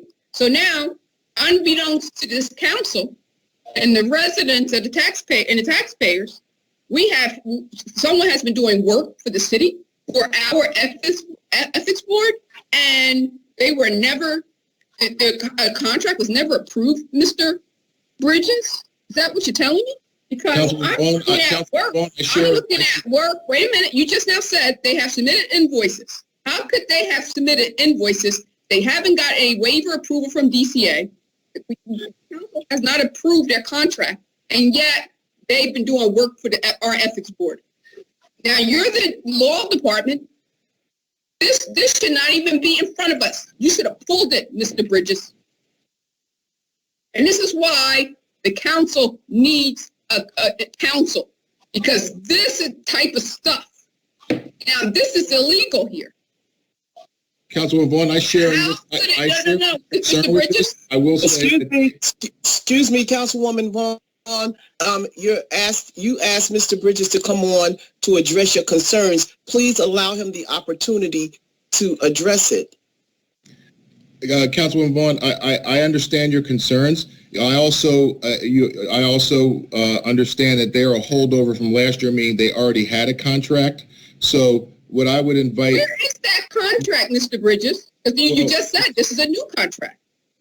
They had a contract previously that they're a holdover firm. As I said, I'm happy to sit with you tomorrow and we can information up. No. I cannot sit with you, Mr. Bridges. Okay. And nor do I want to, not on this topic. So, and also those contracts are in the clerk's Council President, I'm asking Mr. Bridges a direct question. Why is this resolution in front of us when you said that, all right, hypothetically, if it's correct, that they had a contract previously, it has expired. But between that expiration and now, they have been doing work. You can't do work if you haven't been approved to do work for the city. How is that, Mr. Bridges?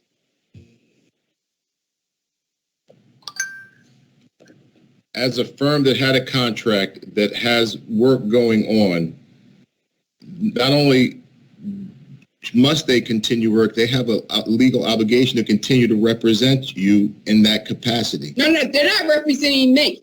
To represent the client in that capacity. They have you know what happens when a contract needs to be extended? Then the resolution should state that this is an extension for the Malley Givens law firm, but that's not what this resolution says. It's a new contract. It's a new contract. Yes. Fiscal year is going. So that goes against what you just described. That's why it's here for you now. No. Again, this is why, Council President and my fellow Trentonians, this is the reason why we need counsel. Because clearly, we're not getting good legal advice here. This is not acceptable for us to be approving this contract. So has DCA given the waiver? Is the waiver attached to the resolution? Mr. Collin? I have not actually seen the waiver for the DCA resolution, but I believe Isabel Garcia may have it. I'm sorry.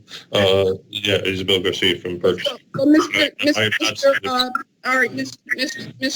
Bridges, is there a waiver? Did you get a waiver for DCA, from DCA for the Malley law firm?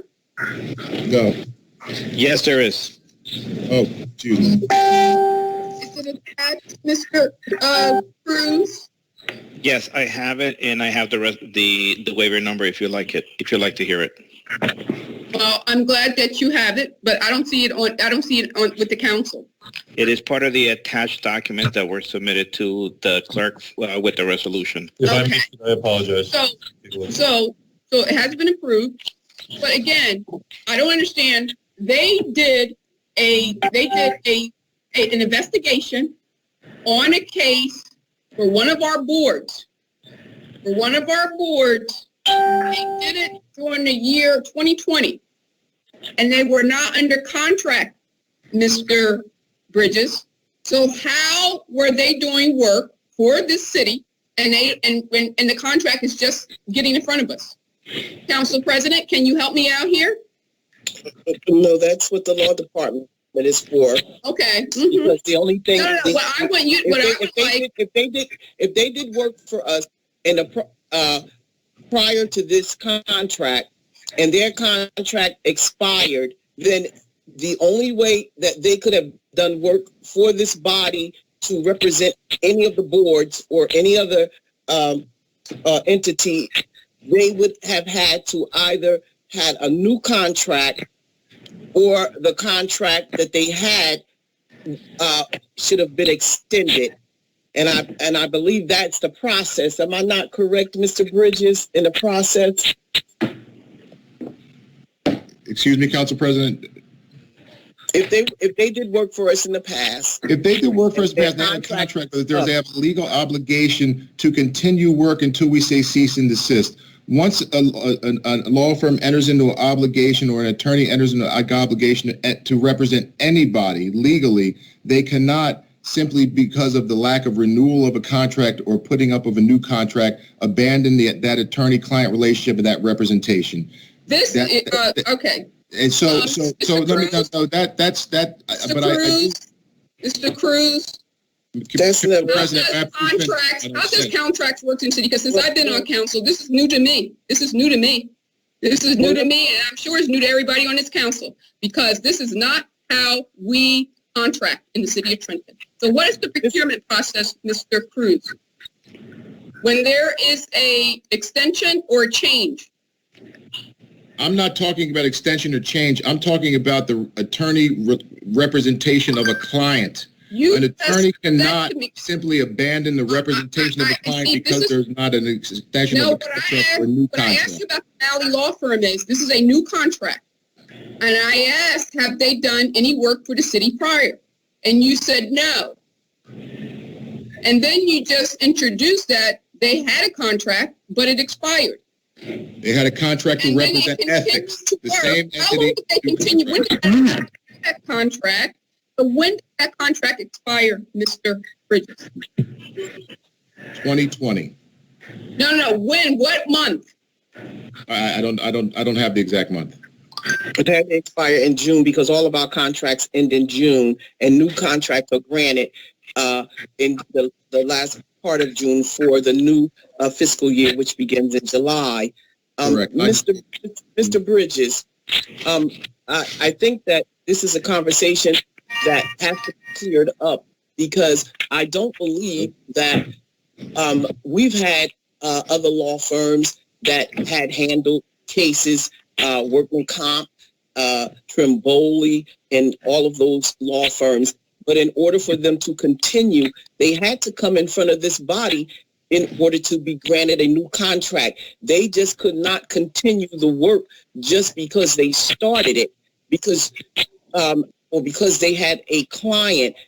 The contract would have to be renewed, or there would have to be, if they ran out of money in the middle of the year, it would have to be the amount of money would have to be added to a contract in certain circumstances. So I've never dealt with the fact that a law firm just continued to work without a contract for the city. That's not the way that we have been told in the past. In the past, we've been told that if there's cases that are outstanding, they would bring the contract back to us to approve it. If the contract is not approved for that particular law firm, then they switch out that law firm and use one that is on the registry or the pool of attorneys that we have. So I don't understand how they could have continued to work without a contract. There's no such thing as that under the city law. I just never heard of that before. Under the procurement law. Excuse me, Councilwoman. It was my time. Council President. Okay, go ahead. Let me hear from Council Caldwell Wilson.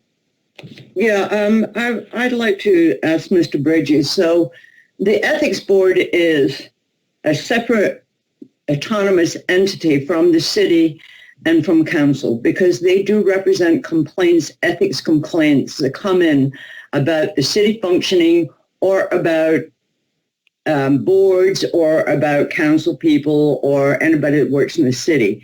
So you can't just have an attorney from one of the law firms represent the ethics board because it would be a conflict because they work for the city. But the city is obligated to come up with the costs if they have to use their attorney to do these investigations.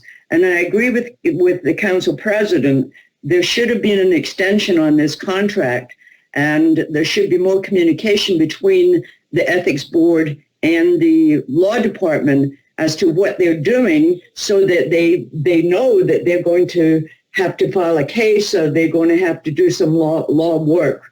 So can you explain to me, Mr. Bridges, why this happened?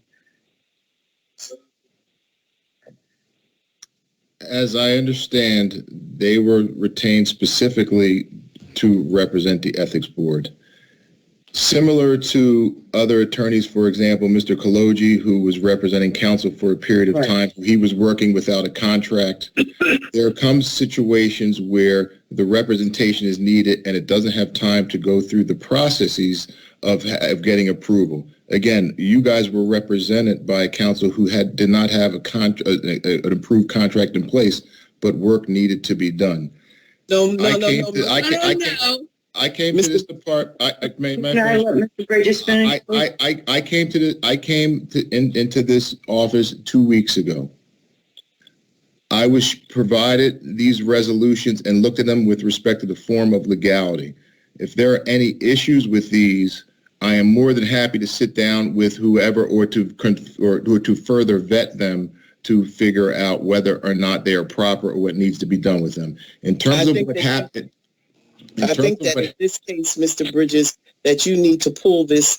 I think you need to pull this resolution until there is some clarity, because you made a reference to Mr. Kaloji, and it was illegal for Mr. Kaloji to have been working without a contract, and the body voted for his RFP that was approved by the law department.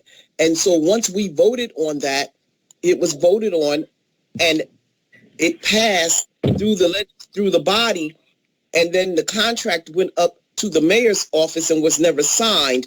But Mr. Kaloji, under no circumstances, should have been working without a contract and without that contract being signed. And so, no, that's not correct. And so I believe that you should pull this particular resolution until we get some clarity on to exactly how we should be moving forward with this particular resolution. I take zero issue with the council president. In fact, agree with you and agree with other council folk. I have no problem pulling this. In fact, we would like to do so until we are able to vet those answers and questions. Thank you. Thank you so much. Thank you. Is that a motion to table, Council President McBride? I'm motion. I have a motion to table by Council Vice President Caldwell-Wilson. Do I have a second? Second. I have a second by Ms. Vaughn, and this is Council Vice President. Is this the table to the next meeting? Yes. Or indefinitely until such time as you get an answer? Until Mr. Bridges come back with some clarity, and he said that he will begin to work on it as soon as possible. So we'll table it until indefinitely, man. That's an indefinite table. Now call Absolutely, the roll. Council President. Thank you for that. Appreciate it. I have a motion by Council Vice President Caldwell-Wilson, a second by Ms. Vaughn. I'll now call the roll. Mr. Blakely, to table indefinitely? Yes. Council Vice President Caldwell-Wilson? Yes. Councilmember Harrison? Yes. Councilmember Michelle? Yes. Councilmember Rodriguez? Yes. Councilmember Vaughn? Yes. Council President McBride? Yes. So ordered 21-006 is tabled indefinitely. Next, we have Resolution 21-014, a resolution authorizing the execution of a grant advance agreement in the amount of $750,000 between the City of Trenton, New Jersey, and the Community Loan Fund of New Jersey, Inc., doing business as New Jersey Community Capital for Phase 1 of the East Trenton Library Community Center Rehabilitation Project. Floor is open. President McBride. Yes, go right ahead, Councilman Blakely. Thank you. So I want to say a few things about this project. Currently, this building has been closed for 12 years. I'm going to repeat that. It's been closed for 12 years. So the city has no plans to do anything with this vacant building. It has no plans currently to do anything with any of the other branch facilities of the library system. And so here we have an opportunity to partner with a nonprofit with a track record, with experience, with relationships in the community, to reopen a building that has, like, as I mentioned previously, is empty. The city, for us to reopen this library branch, would cost the city millions of dollars that we currently do not have. Not only would it cost millions of dollars to rehab, it would cost millions of dollars to operate, money that we currently don't have and aren't planning to invest in this particular building. So we have here a wonderful private-public partnership that will provide an opportunity for members of that community to have access to a community center that the city of Trenton doesn't have the capacity to operate ourselves. And so I would really implore my colleagues, in a perfect world, in a perfect city, we would be operating this building. Unfortunately, we don't live in a perfect city and we don't live in a perfect world. Hence why the building has been empty for 12 years. There have been no legitimate proposals for this building in the last 12 years. there's a saying, I think that James Baldwin said, I don't hear what you say because I see what you do. Yes. People are saying that education is important. People are saying that giving opportunities for our young people is important. People decry the lack of facilities for our young people to escape the streets. Here we have an opportunity for the city to make an investment in partnership with a nonprofit organization where we would still retain ownership of the building. And I just hope that my colleagues will take this opportunity and move from the rhetoric of supporting the community and act and make a affirmative decision to provide a space for this community, for its young people, for its older people, that currently does not exist and has not existed in 12 years. I beg of my colleagues, please don't cut your nose to spite your face. We have no other proposals on the table. We've had no other proposals. And so if you are fine with this building staying empty, if you are okay with this building staying vacant and nothing happening in the building, then your choice would be easy. You would vote against it. But if you want to see this building undergo a rebirth, if you want to see this building open for the benefit of the community, then it's very simple what you should do. This is not about Councilman Blakely, because quite frankly, I probably won't be using this facility. I have access to the internet at home. I have access to buy the books that I need. I have access to facilities to do what I need to do in terms of homework and work. But this is for the community members who don't have access to a computer, who walk past this empty building every day. This is for members of the community who would like community space to work on issues impacting the community. So please, do the right thing. And I would also like to ask a simple question about how the project is actually going to be funded. Mr. Delisle?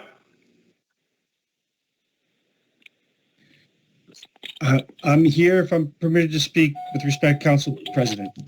Yes, go right ahead, Mr. Delisle. Yes, I want to ask a question about how the city will, or can you elaborate on how the city will still retain ownership of this facility and how the project will be funded? Are we just giving New Jersey Community Capital all of the money up front and then they spend the money and we have no say about once they receive the money? Can you explain that for us? Sure, Councilman, and thank you for asking. This actually helps maybe clarify some of the earlier confusion. The city will retain ownership of this building at all times. There is an ordinance for first introduction that that's a lease that only provides access to New Jersey Community Capital for the purpose of doing the work and conducting the project. So the city will retain ownership of the building, and the funding agreement that we're talking about now is a reimbursement based. So they need to hire the contractors, show that the work has been done, get an invoice from the contractor, and then we will review it and reimburse that or pay as that funding or that cost is incurred. And that's meant to track or to parallel with the grant from the New Jersey Historic Trust. So by no means is it funding up front, and New Jersey Community Capital is not being paid for their work vis-a-vis for their staff time or for their efforts. It's only for the work incurred and the money spent on the building. And the other thing I'd like to add, Councilman, with this is, and this building is over 250 years old. It's a historic building. It's a treasure for the city and for the community. And, the option is to either maintain the building and preserve it, and that's what this money's for, or, let it go to seed and fall apart. And, and then it'll be lost forever. Let me ask another question. How much does New Jersey Community Capital have as a part of this project? I'm not sure I understand the question, Councilman. Let me clarify. The New Jersey Community Capital mentioned that this was a grant program. The city would be contributing $750,000. Oh, yeah. So they received a grant in the amount of $750,000 from the Historic Trust, and the matching funds were actually provided by the state through last year's transitional aid DCA to the city, and we're holding it for this project, and we're passing it through to them. These are not city tax dollars. So let me ask the follow-up question. Tell me if this is incorrect. Currently, the building is closed. This is a proposal where the city is only contributing $750,000 that can't go to any other project, and an outside entity is contributing the lion's share of the project's costs. However, the city still retains ownership of the property. Correct. I have no further comments. Thank you very much. Council President? I'd like to speak after Councilwoman Vaughn. Yes, Okay. go right ahead. Go right ahead, Councilwoman Vaughn. I did receive the document, and I will say this to all my council members. I don't know if any of us read it, but based on some of the questions, it's clear that we did not read it. And I'm speaking as a body. I'm not pointing fingers at anybody, but all those questions that were asked, the numbers are in that document that was sent over, I believe, by Mr. Delisle. And I did read through it, and I'm looking at the scope of work and what it says has to be done to the building. And one of the questions that I have, and actually one of our residents, Algernon Ward, spoke of it on Tuesday. The building has some infrastructure issues, stability, right? I don't see in this document anything that speaks to that. Stabilizing the building and ensuring that the infrastructure is sound.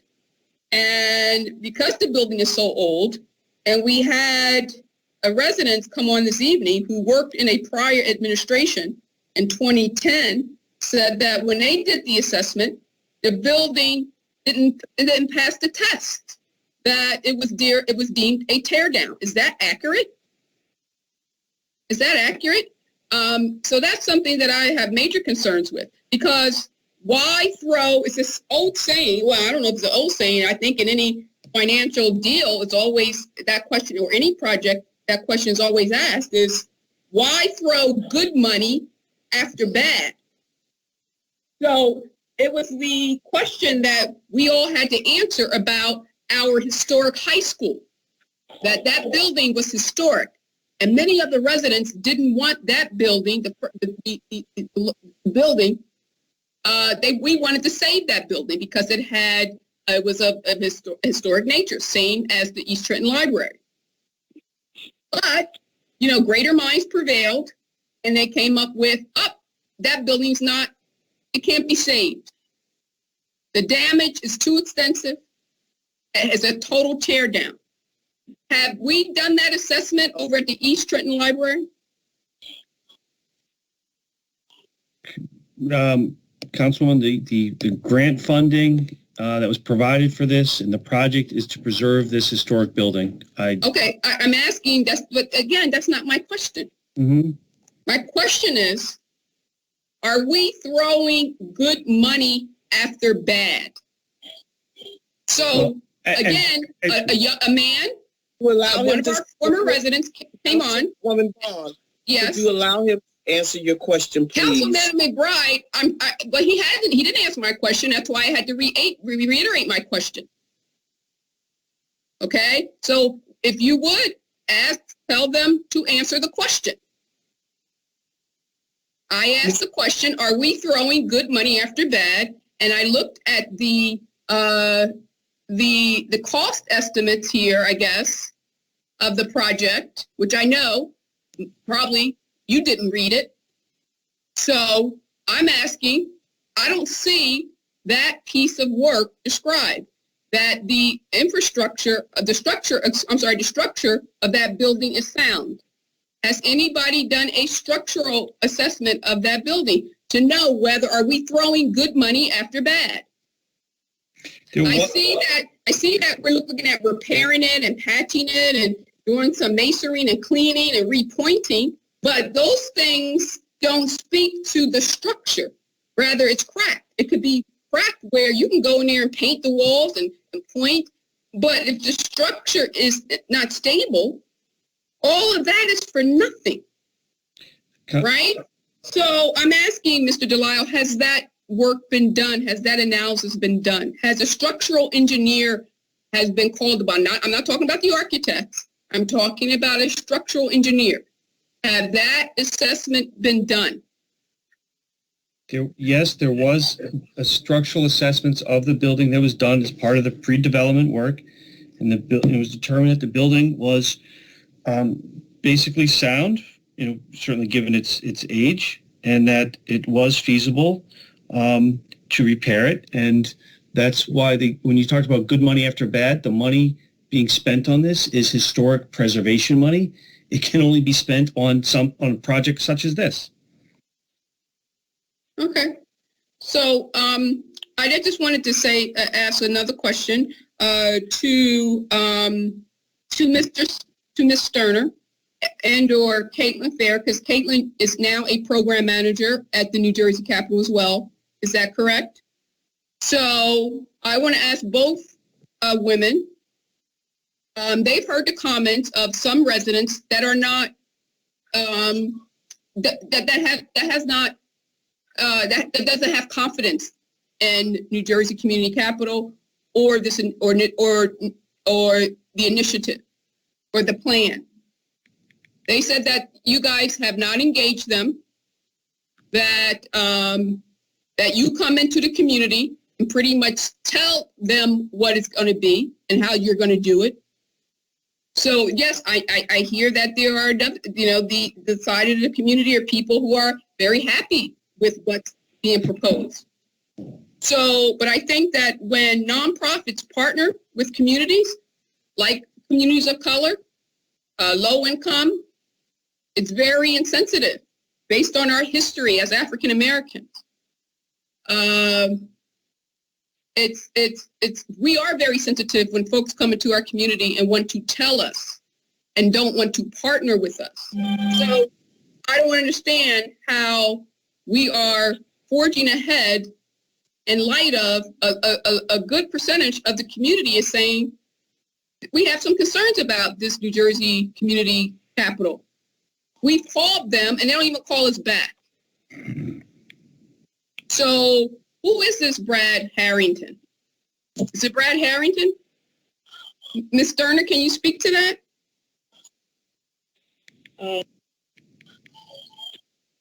Who is Brad Harrington? Can you hear me okay? Why isn't he here? Because he seems to disregard our residents. So, Brad Harrington works for the Department of Community Affairs. He's a program officer. I can't hear you. Oh. Can you hear me at all? Yeah, I can hear you now. Okay. So Harrington is a program officer with the Department of Community Affairs. I can't hear you now. I don't know who you got over there talking with you, but it's a lot of background. I don't have anybody here talking with me. Somebody is talking.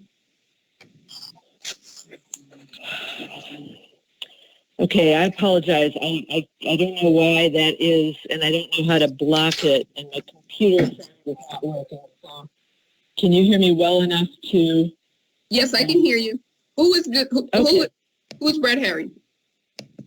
Brad Harrington is a program officer with the New Jersey Department of Community Affairs. And he works in the Neighborhood Revitalization Tax Credit Program, which is the one that Ms. Paulette mentioned, has funded East Trenton Collaborative to do housing renovations and homeowner repairs and storefront repairs in particular. He isn't currently he's not even one of the funders of this particular project, although we're hoping to get some money from him to close the gap that we need to raise to complete the funding for the project. But he was not invited to be on. He's not tracking this project because he's not funding it at this point. But Ms. Paulette has engaged with him at different times because she has not always been happy with some of the things that the East Trenton Collaborative has decided to do. However, we have decided to do whatever we decided to do with the residents, with the input of the resident leaders that we've been working with. And so we're not making up, the projects that we're undertaking, and we're not trying to dictate to the community what we're doing. They work with us to develop the priorities. We're actually updating the neighborhood plan with them right now, and there's been a lot of participation in figuring out what needs to be done with the parks, the vacant properties, the library, finding parking for the library.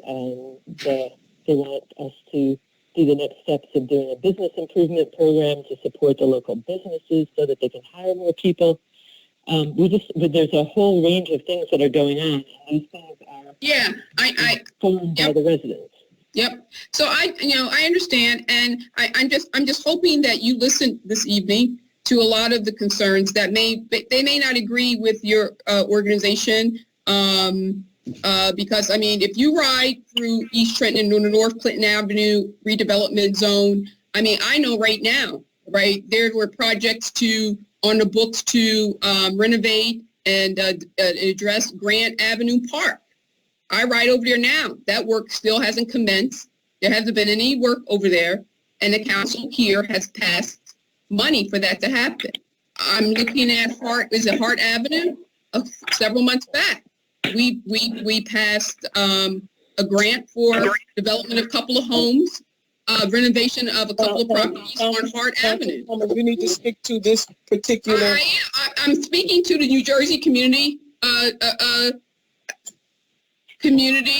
capital and the projects that they're doing, and I want to know, they're related. My questions are related to their track record, Council President McBride. Their track record. So if they haven't finished the Hart Avenue project, they haven't finished Grant Avenue park renovation, and so many other projects, as Ms. Paulette Dowling stated, and Valerie Thompson, and several other residents in East Ward and North Trent in that area, these residents have been shut out. Their voices have not been heard, and they have serious concerns about the capabilities of this organization to deliver. If you ride over there, have you seen any of the successful projects that they completed, Council President McBride? So I'm going to end my time because I keep getting interrupted by Council President McBride, which I don't know why. I'm just saying that New Jersey Community Capital should pay attention and take input from all the residents, even though there may be some that don't agree with them, because this is their community. Ms. Dowling has lived in East Trenton all her life. And we know that many of the people who work at New Jersey Community Capital are not from Trenton and are not African American. So, and I will end it there. Thank you. Councilwoman Caldwell Wilson. Yeah, I want to concur with Councilman Blakely and his remarks he made regarding the East Trenton Library and the need for it. I've been attending the East Trenton Collaborative meetings since 2010, They are well-attended meetings. They are very interactive. The community is very involved. I've never seen Ms. Vaughn at any of those meetings, so most of the community goes to those meetings. And there is a desperate need. When they wanted to start the priorities in 2010, the number one priority was to reopen that library, to reopen that building, to give the community access to it, to give the children access to it, to provide a safe haven for children where they could go and read their books or work on a computer. And this is very, very important to the community. And I would urge each and every one of you that we now have this opportunity to do this at no cost to the taxpayers. We have professionals coming in there to restore it to the historic value that it should be so that we can maintain and keep another historic building in this historic city. But it's one project at a time. And it would be my suggestion, in the interest of everybody, that once we get this project underway, that we start moving to push to get more funding to open up the other libraries. So I would urge all of you to consider this. I think this is going to be a great opportunity for the community, and no matter who I talk to in that area, they want that library opened. My God, there was times where families used to get their inoculations in there. They could drop their children off when they had to go shopping or they had to go somewhere, and the kids were safe. And everybody preaches on this council about there's nothing for the children to do, there's nowhere for them to go. And now we have this great opportunity. Shame on you. We need to move this project forward. Thank you. Thank you. I just wanted Council to add. President? Yes, go right ahead, Councilman Harris. I want to say that, yeah, like Councilwoman Caldwell-Wilson and Mr. Blakely, I too am for this. It's a library/community center. It's for moving the city forward. It's what the community wants. We need to stop listening or making our own things up. If the community, like Councilwoman Caldwell-Wilson said, the community wants this, then we should be doing that. So thank you very much. Madam President? Yes, go right ahead, Councilman Rodriguez. Well, I have been to the East Trenton Community Center, the one at 601 NorthOrden Avenue. I've been there a few times, and as my colleague Marsh Caldwell-Wilson said, yes, there's plenty of people there the times I've been there, and I have seen Marsh there the times I've been there. Either community center or library, whichever you call it, is needed in that neighborhood. There is that neighborhood has been neglected for years. They call it East Trenton. I call it North Trenton. Politically, that's North 1 and 2, I believe, in politics. And yes, there is a need for that center there. And if that money, I remember, it was allocated by DCA about a year ago. It was part of the budget last year, but it was specifically for that project there. You know, I have a little bit of concern of what Ms. Vaughn was mentioning about if the building is structurally sound. I read the whole document that was sent by Mr. Delisle. I didn't see a structural study there, but that concerns me because in the history of the building that I read that they sent, it says that only the foundation of the building is from the original building. The building was rebuilt a few times, and only the foundation is supposed to be. And you know, I'm a little bit worried about, you know, if that study was done or not, because, you know, it is true, you know, we should not invest money if that building could fall down. I've been to around the building. I used to go inside the building years ago, and it's a very old building.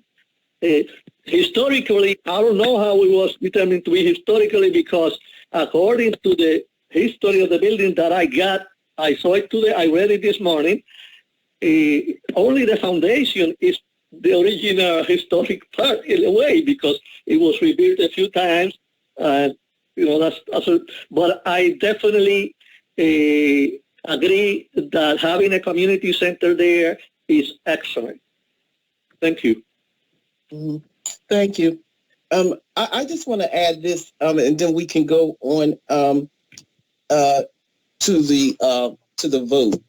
I want to say that when you're dealing with a community in the city, and most of you are out-of-towners, and you're dealing with projects that you want to bring into the city, the council meeting, the day of the vote, is not the time to have the presentation.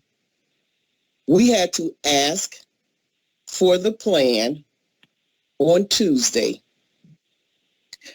There was 20 people that came up and said, yes, we do want this. Mrs. Steiner and Mrs. Snyder and all of the participants for this plan should have taken a page out of Curio Wellness's book. And that page was to engage not just the surrounding streets, but engage the community. There should have been dialogue with this body long before Tuesday night. And I do believe that Ms. Snyder and Ms. Stearns came to a city council meeting roughly about a year and a half ago, and then there was no more talk about this project. But what is important in moving forward is that the council is involved and kept updated, and the community is involved and updated. And I hear a lot of people say, well, you know, Mrs. Dowling, Mrs. Dowling is a part of that community. She's been there all of her natural life. So you cannot discount her opinion. We do need the restoration. We do need that the library that it's going to be on the first floor. But we should have been engaged in this conversation months before today and before Tuesday. And so I'll say to the Housing and Economic Director, Mr. Delisle, that in the future, and any programs or anything that you might have on the books, please make it your business to start engaging this body with the process, because you can't make a decision overnight. You come before us on Tuesday, and then Wednesday you want us to vote on it. Because the question that I had is about the money. The young lady stated two things. There were two questions that I had. She stated that the main library on Academy Street, the board there decided that they did not want another library in the city. Who are these people? Why do they get to make a decision about the city of Trenton that I represent, the constituents how do they get to make that big of a decision, and this body knows nothing about it? Councilwoman Vaughn sits on that board. Why didn't she know that that board said that they didn't want another library in the city of Trenton? They don't have the right to make those decisions. And then the second point that I would like to point out is that they said, you know, this is money that Trenton cannot use for any other project. It must be for the actual project, the library on Clinton Avenue. And they said, but when we complete the second phase of the program, we will be renting out the second floor, and it'll be it'll be served as a rental. And so I wanted to say to them, when you rent it out and you get the monies in, do you ever make any compensation back to Trenton? So do that $750,000 be reduced once you begin to pay that back, and we could use that money for another library in another part of the city? Because when you start renting it out, we don't have access to your books. We don't know what you will gross or what you won't.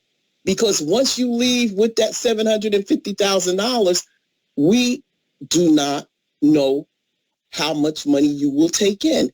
And so those are all the kinds of questions that I have. But so I say to all of you, in the future, let's do a better job. Mr. Delisle, you have an obligation to make sure that not just 3 streets are invited into a meeting. If it has to be a virtual meeting, they say that now we can hold over 1,000 people onto the meeting. Then we should do that. We should reach out to the community and let the community at large know what is going on in their city. And finally, this is needed.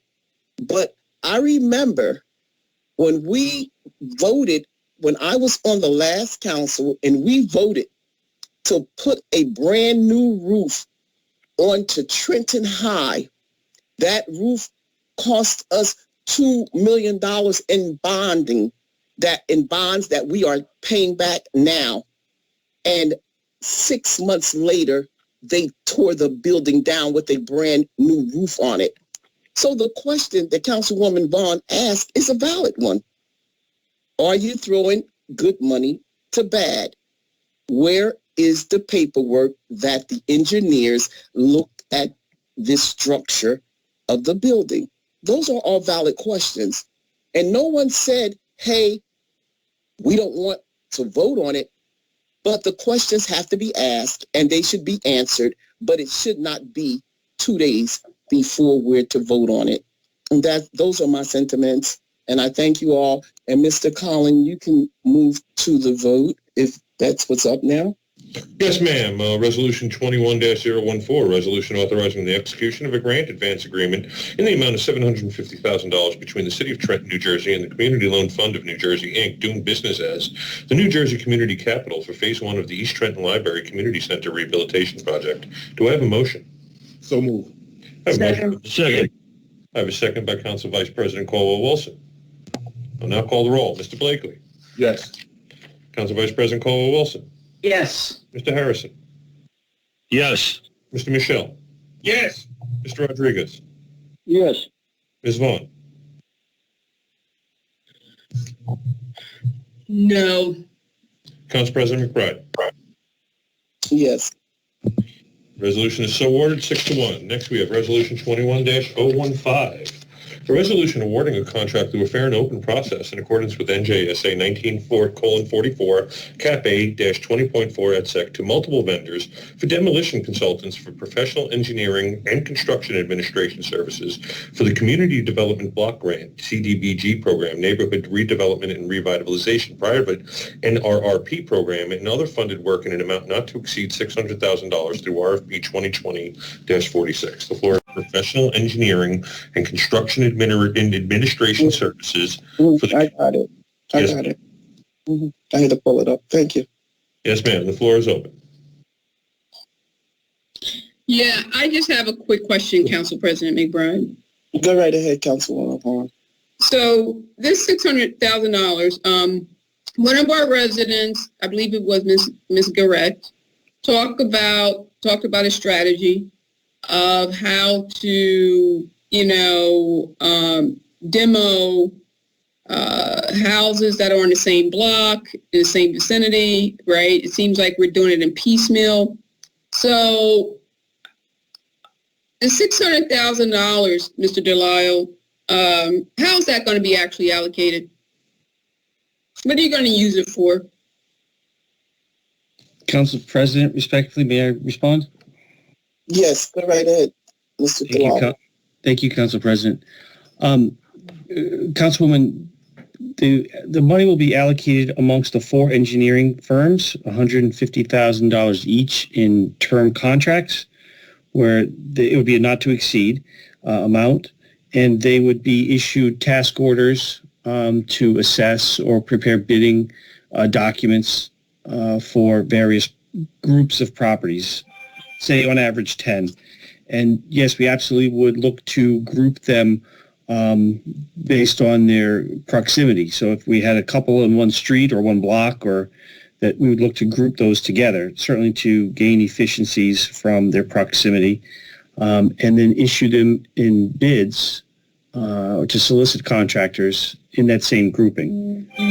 So the comments or the suggestions raised at the last Tuesday's meeting are absolutely something we're considering, and part of the reason why we're procuring the work in this manner. The reason why, again, we're talking about a lot of money, and since you came to Trenton, we've been talking about demoing these buildings. And one thing that I haven't seen from you, here we are paying out more professional fees to engineering firms and architects and who knows what else.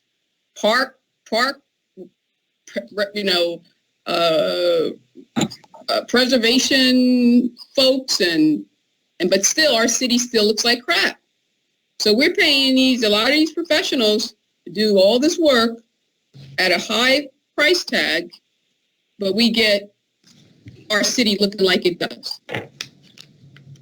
So I want to know, again, Mr. Delisle, you're going to give each engineer $150,000.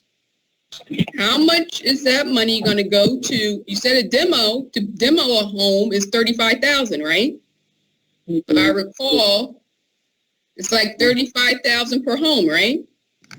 That is the program limit from the funding source, but it's a fair estimate for the average. Okay, so if you're giving $150,000 to a professional, so you got to ask and how many homes are you going to ask each one to demo? The professionals will not be doing the demolition. They'll be evaluating the buildings and preparing bidding specifications that our purchasing department can issue to solicit work from contractors. Okay, so I understand. So these are project managers? In some capacity, they may be construction managers. Yes, the work will need to be overseen and verify that it's done properly. Especially concerned when there's attached structures, semi-detached row homes, right? Mm-hmm. So that's why the bidding specifications become very important. Okay. So we need 4 of them? All right, Mr. Delisle, I don't have any questions. Thank you. Councilman, if I could just answer that last question. Yeah. The reason why to get 4 is to get multiple projects going on at the same time. And we could spread it around the city and get multiple demolition projects going concurrently rather than sequentially. And also spread the work amongst different engineering firms so as to not give it all to one group or one organization. Well, yeah, let me tell you this. I've worked my whole career as a project manager and a program manager. And I know that a good program manager can deliver multiple projects at one time. You have a program and you're running that program, Mr. Delisle. So I would say in essence, you're the program manager. That's what I would put my money on you, sir. You're the program manager and you're tasked with demoing all these vacant houses, and you were supposed to come to council and give us an inventory of those homes and which ones are high risk, which one are emergent, and so forth and so forth. So I think that you should divvy out those, and you have the Greater Trenton, right, which is also a nonprofit and have project management expertise, right? So all this money going to project managers, I just don't get, Mr. Delisle. Is somebody talking over me, Council President? I don't see anybody. I don't see anybody. Okay. Thank you, Mr. Collins. So if these are all project managers, I think we only need one. And we don't need 4 project managers. We need one good one that can manage the whole book of work. And that's doable with $150,000, not $600,000. So, and I know that can be done. And I believe even you could do that, sir. With the background experience that you have, Mr. Delisle, you could do that. You don't need to hire these 3 individuals or 4. Thank you, Council President. Thank you. You may continue with the vote, Mr. Conlon. Yes, ma'am. This is for Resolution 21-015. Do I have a motion? So moved. I have a motion by Council Vice President Caldwell-Wilson. Do I have a second? Second. I have a second by Mr. Harrison. I'll now call the roll. Councilman Blakely.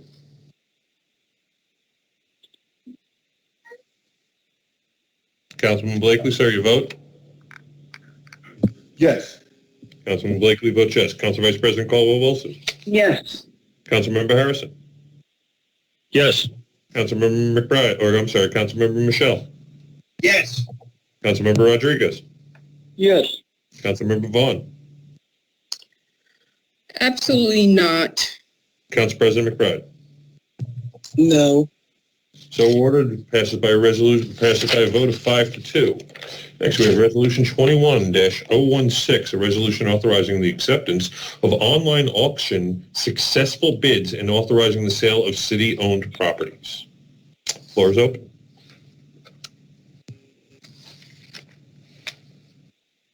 You may continue with the vote if no one has anything. Yes, ma'am. Do I have an introduction for Resolution 21-016? So moved. Oh, wait a minute. Hold on. Is this a city-owned property? I have an introduction. Question, Council President. Let me do the second first, and then I'll ask the President. Second? Second. I have a second by Mr. Harrison. Council President, did you wish to entertain Ms. Vaughn's question? Yes, definitely. Ms. Vaughn, please proceed. So, Mr. Delisle, so these sale of vacant homes, right? So I know we got a lot of interest from folks from outside the community investing in Trenton. That's a good thing. But the thing is, I thought with a lot of these properties, right, and in alignment with our redevelopment laws and our ordinances around zoning, are these people, I mean, a lot of the benefits and the incentive for selling them at auction and at the prices we're selling them at is for them to move here, right, and get these homes on the tax roll. So are you working? Like, actually, managing the inspections department falls under you too. So are you enforcing the laws, Mr. Delisle, that they have to move here, right? In a lot of instances, right? They have to make these homes their primary residence, correct? Council President, is it okay for me to respond? Yes, it is. Thank you, Council President. Councilwoman, it was of the 49 properties that were sold at auction, 35 of them carried a 5-year owner-occupant requirement or restriction. It will be placed on the deed. So yes, 35 of the properties were reserved for home ownership, and we'll be enforcing that for the first 5 years. And I think it's important to note that of the winning bids, 23 were Trenton residents. or had Trenton addresses. So and another 7 were from the neighboring town, Hamilton or Ewing. So that's 30 of the 49, and 35 were restricted. We certainly had a number of folks that had told us that they were looking to move to Trenton. So I think some of the concerns or the fears that people had expressed about it being for outsiders were proved to be unfounded when we started looking at the numbers and the results of the auction. Okay, so, but again, Mr. Delisle, you didn't really answer my question about the laws and the ordinances, right? So I understand that you just said a large percentage in the last auction were Trentonians and they bought them and they're living there, right? Mm-hmm. But, there are concerns from Trentonians that, the attempt of the mayoral administrations to land bank and sell a lot of our properties to outsiders, right? But again, we have laws, not just local code, but we have state laws that enforce that economic development and home ownership and first-time home buyer programs. Actually, our former DCA director, she's gone over to the Mortgage Finance Agency, and there's a lot of incentives for first-time home buyers, for Trentonians. So I just want to know, how are you incorporating that in your program, Mr. Delisle, as you move forward with, these auctions, selling these properties? Your priority should be, to Trentonians and revitalizing this economy here through home ownership. Home ownership is one of the cornerstones to a municipality being fiscally healthy, right? And Councilwoman, that's why we restricted so many of the properties, single-family properties, for home ownership. The ones that were not restricted was vacant land or commercial buildings.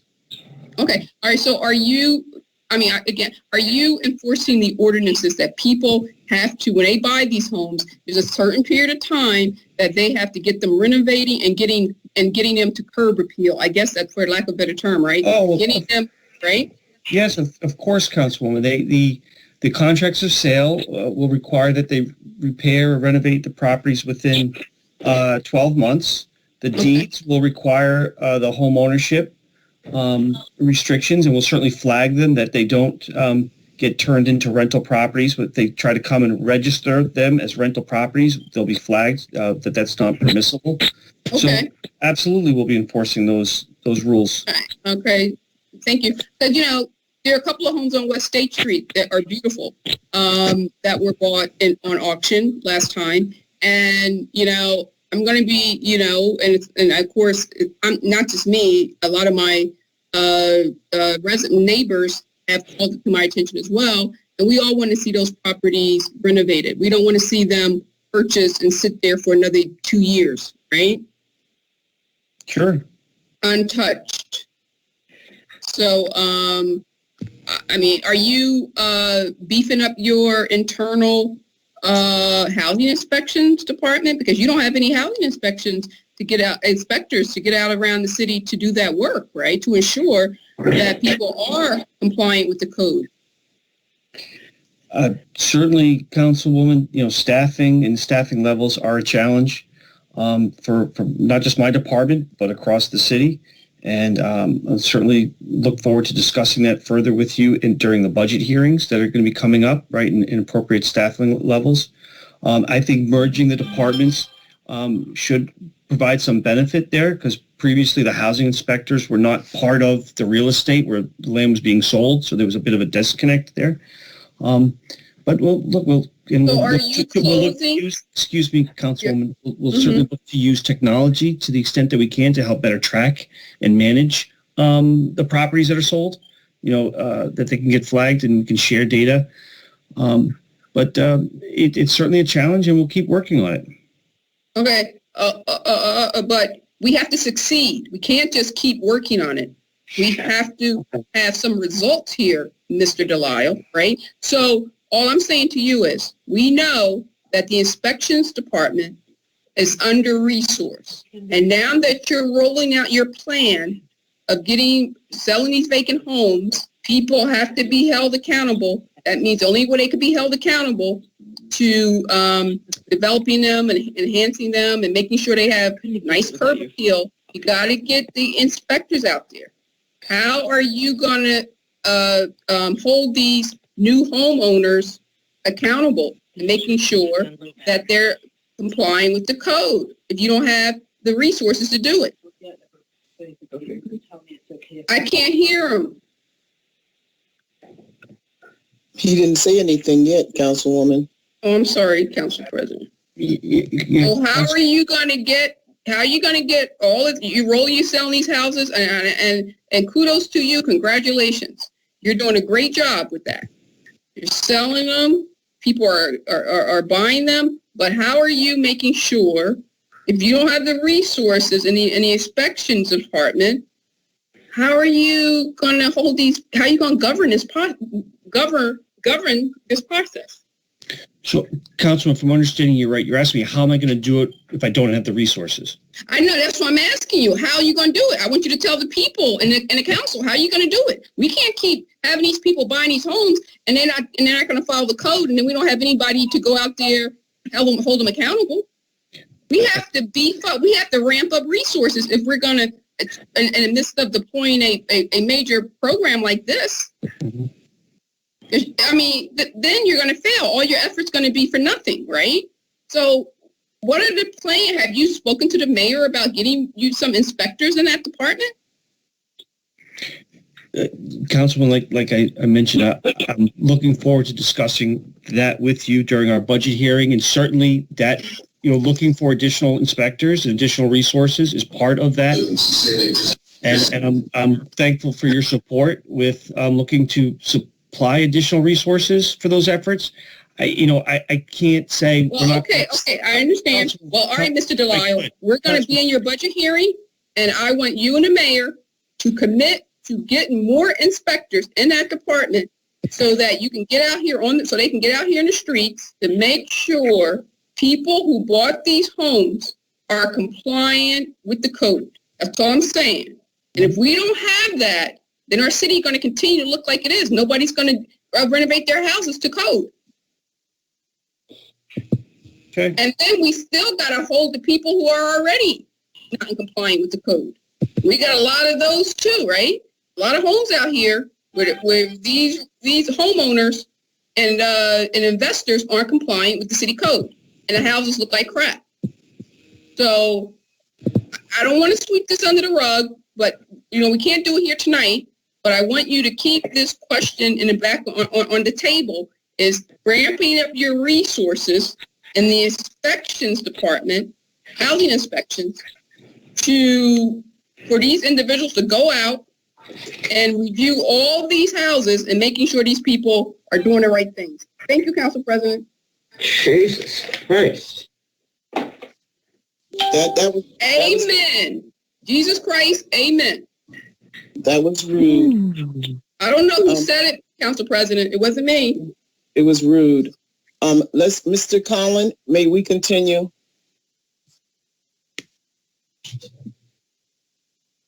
Mr. Collin, could you unmute yourself? Yes, ma'am. We have an introduction by Mr. Harris or Mr. Blakely, and a second by Mr. Harrison. Would you like to call the roll for the vote? Yes, please. Councilman Blakely, your vote, sir. Yes. Councilmember Caldwell-Wilson, your vote, ma'am. Yes. Councilmember Harrison, your vote, sir. Yes. Councilmember Michelle, your vote, sir. Yes. Councilmember Rodriguez, sir. Yes. Councilmember Vaughn. I can't vote for this until Mayor Gassiora gets some resources and hire some housing inspectors to be able to govern this process. Without them, this is going to be an epic fail. No. Council President McBride. No. Resolution passes by a vote of 5-2. Next, we have the introduction of two ordinances. One is a bond ordinance. First is 21-2, a bond ordinance providing for improvements to various school buildings and grounds in the city of Trenton and the county of Mercer, New Jersey, appropriating the aggregate amount of $3,615,000 therefore, and authorizing the issuance of $3,615,000 bonds or notes of the city to finance the cost thereof.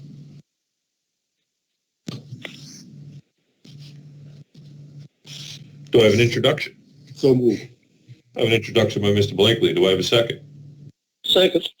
I have a second by Councilmember Rodriguez. Mr. Conlon, I wanted to touch bases on the bond issue. Yes, ma'am. I had Mrs. Razak pull up the outstanding bonds that has been drawn down and haven't been either repurposed or closed out. And so I would like to have a meeting as soon as possible with Ms. Howard, the business administrator of the Trenton Public School System, Councilman Santiago Rodriguez that sits on the School Board of Estimates, and the mayor that sits on the School Board of Estimates. We need to move forward to close these bonds out. And I think that it'll benefit the Trenton Public School System. And when they bring another bond ordinance before us, we would have already settled some of the old business, and it'll make it a lot more easier to move forward with the new business. So if you could touch bases with someone from the mayor's office, and I'll reach out to someone from over to the business administrator's office, Jane Howard, and I will reach out to my colleague, and we need to get busy as soon as possible, because there's thousands of dollars that have not been touched over 10 to 12 years. Thank you. Council President, Yes. are you tabling this until you have the meeting? No. No. This particular bond has nothing to do. Right? Yeah, it has nothing to do with it.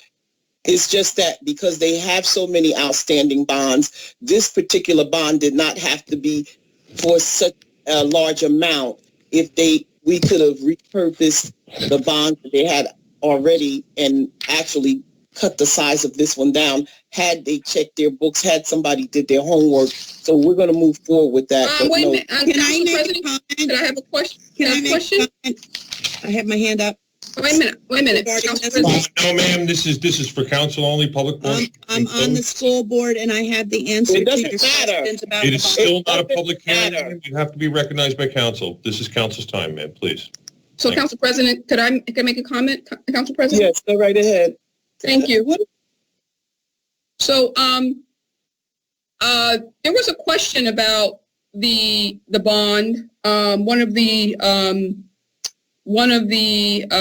line items in the bond, one of the appropriations, about the AstroTurf over at the school, over at the Trenton Central High School. And a lot of folks, a lot of parents have contacted me, and there's a lot of concern around this type of material being used. It has become an issue with environmentalists, with the DEP, the EPA.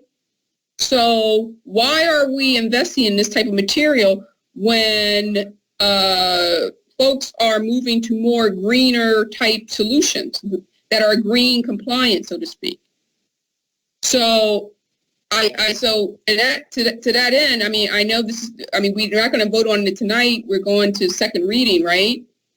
But I think that the school board needs to review how this bond is being appropriated, because it appears that no one really looked at the appropriations. We got some bleachers over it that's going to be redone in the school that's not even open. This money could be used for other things, considering, of course, since the bond was issued, a lot has happened. A lot has changed in the environment, right? And COVID is one of those factors that has made major impact here. And I think the school board and the Board of Estimates, Council President and Councilman Rodriguez, I think you guys should really look at maybe the bond should be tabled and looked at those appropriations very carefully and align it with Council President's effort to consolidate. So, and I would want Addie Lane, Miss Lane, or Mr. Yano to explain why they are using a non-green material that is not compliant with EPA, and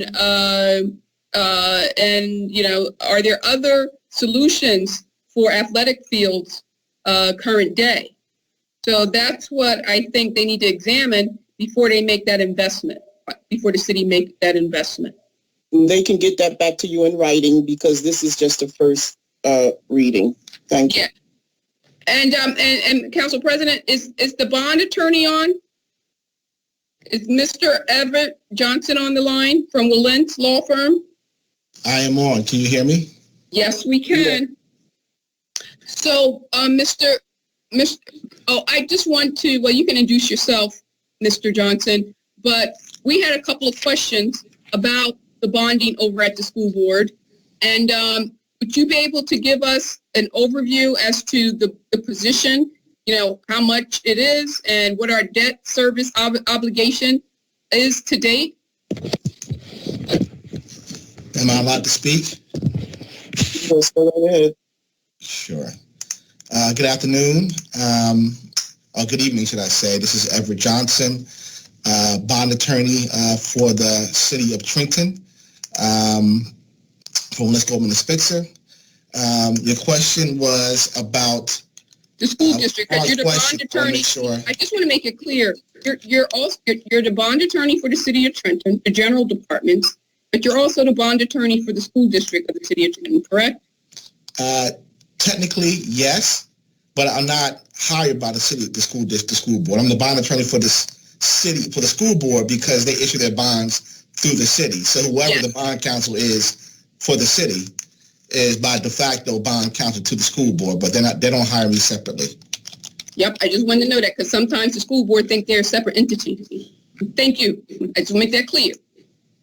Everything, all bonds taken out by any entity in this city, whether it's the school board, the parking authority, or whomever, is backed by the full faith and credit of the city of Trenton and the taxpayer. So no entity can sit here and say they're separate and they don't have to answer to this council. All right, proceed, Mr. Johnson. Sure. Can I address that fact starting there? So all the bonds of the school board are issued through the city because the school board is a type 1 school district. So every type 1 school district in the state has their debt issued through the municipality in which they're contiguous with.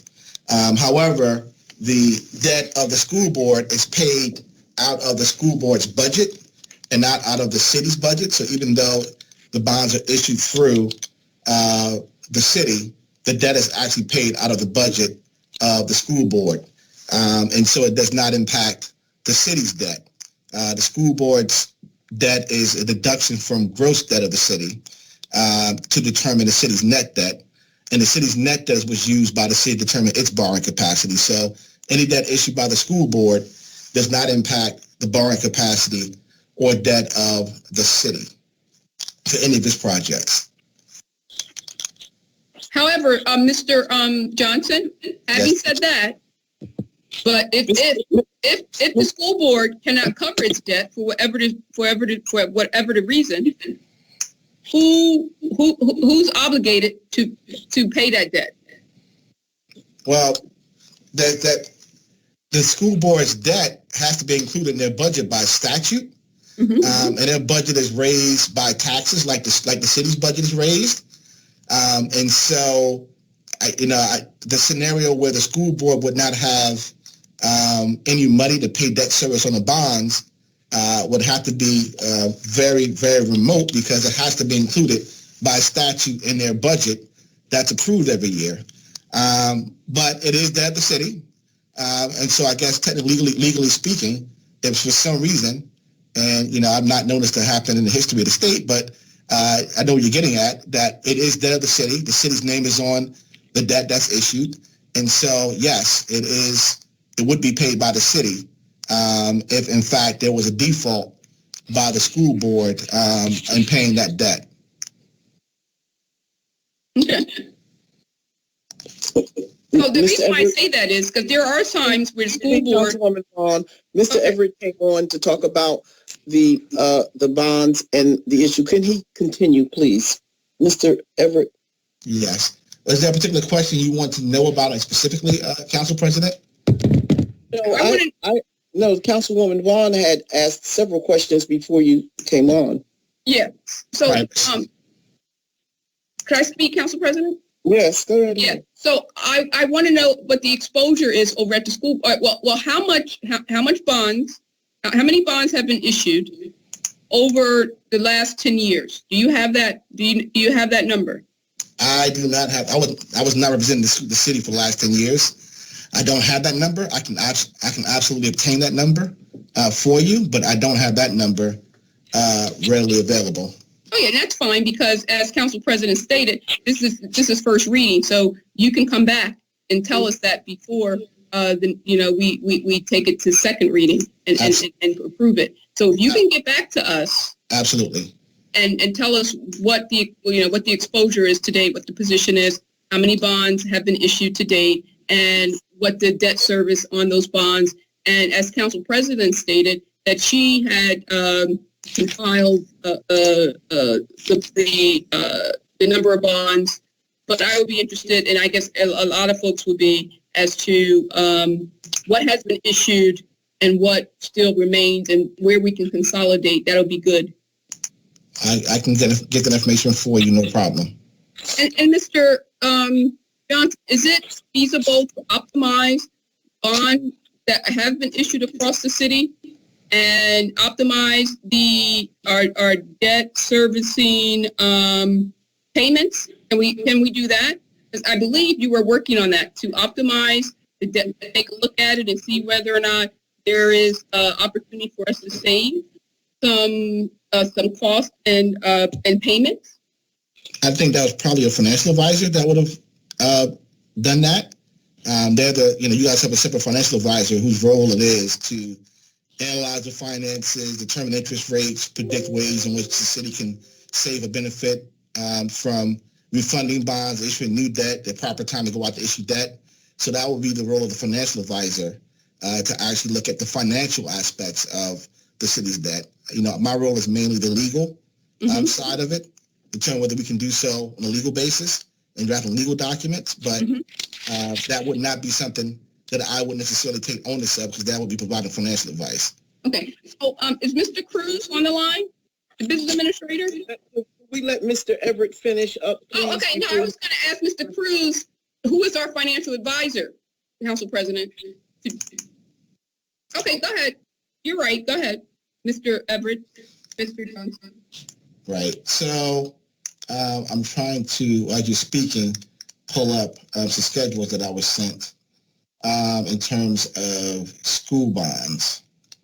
Let's see if I have anything that could be beneficial. Because you're only asking about the school bonds, I would assume, correct? Yes. Somebody else understand that. So I have a summary of the outstanding school bonds, but that is what was sold this past December. You guys just sold $2.7 million this past December. I'm trying to find the schedule.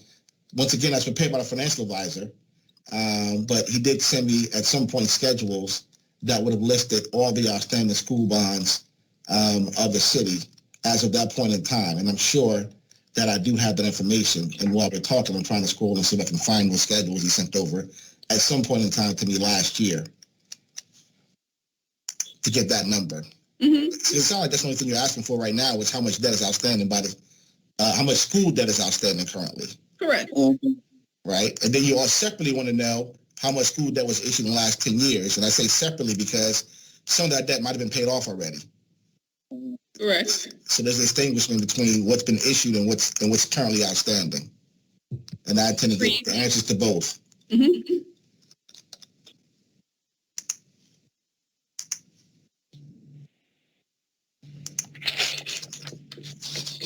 And who is the financial advisor?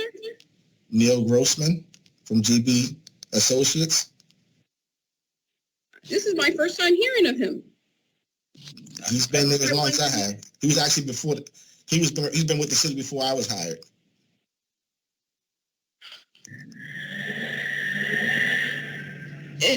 Council President, can I ask Cruz a question? Because we've let Mr. Everett finish, Councilwoman, so we could just move on. He's scrolling, so I just want to ask Mr. Cruz whether he has had conversations with Mr. Neil Grossman.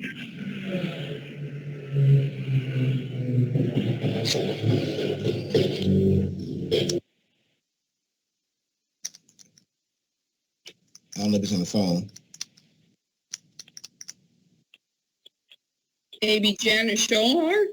So I have a schedule. Madam President, this is Colin Cherry. I think. Hold up, Mr. Cherry, please. Go right ahead, Mr. Johnson. So I have a schedule here that lists year by year the amount of debt coming due for the schools, but it doesn't have a total. It just gives me the amount due this year, next year, the following year. So I have to add it up manually to give you the actual total number that's outstanding, but I can do that in about 5 minutes or so. Well, do you have the principal amount? Yeah, but he gave it to me. The schedule he gave me, it gives me the principal amount for each year. I got to add up each year to get the total. Okay. He didn't give me a total column. He just said in 2021 this is due, this is due, this is due in 2023, and so on and so forth. So I have to actually manually add those numbers up. All righty. And so, Mr. Cherry, while he's adding his numbers up, did you want to speak to the fact if you had conversations with the financial advisor? We have interacted with the financial advisor in the past. As Mr. Johnson explained, it is a collaborative process, and for things such as that, the financial advisor has a place, provides some information to Mr. Johnson when he needs that for the issuance of bonds. But Councilwoman, I don't know if you had some specific question. Yeah. So around optimization, because Mr. Johnson just stated that he underwrites the bond and he addresses the legal aspect, but he cannot help us with optimizing the debt, right? And consolidating it and making sure that we are that the servicing is discounted, if for lack of right, to make sure that the bonds, that the debt servicing is optimized and that it has been reviewed so that we are in the best position. So maybe there's opportunities to take advantage of current interest rates, et cetera, et cetera. Has that been done, Mr. Cherry? If you're speaking about refinancing, yes, that is something that our financial advisor looks into. As I'm sure you're aware, as all of council is aware, we have come to council in the past with ordinances that included refinancing as part of them. It is something that we look into. We're not talking about the waterworks bonds, Mr. Cherry. We're talking about the school board. We have come to council with refinancing when it is appropriate and opportune, and it is always something that we're on the lookout for. Okay, but I haven't seen any optimization strategies put forward across the bond portfolio in the city.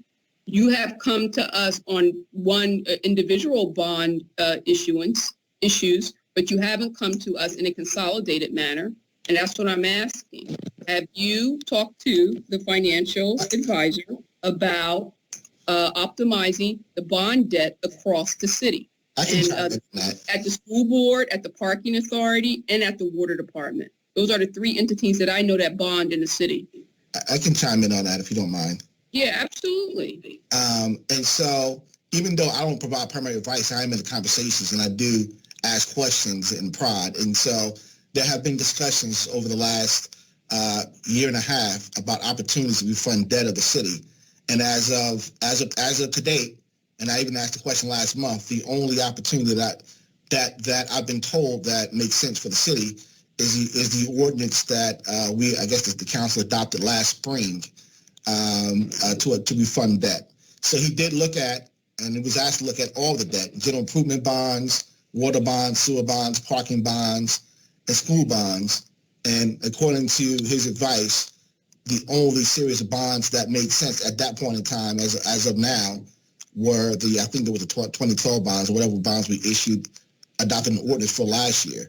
Those bonds have not been issued because apparently, you need to have a certain percentage of savings, at least 3% net present value savings to go forward. And when we adopted the bond ordinance, it was about right there.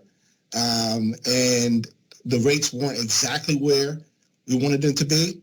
And so as time goes on, we move closer to, take a step back. There is something called callable bonds. And callable bonds means that when you issue bonds, and about 10 years thereafter, you can actually go out and refund them.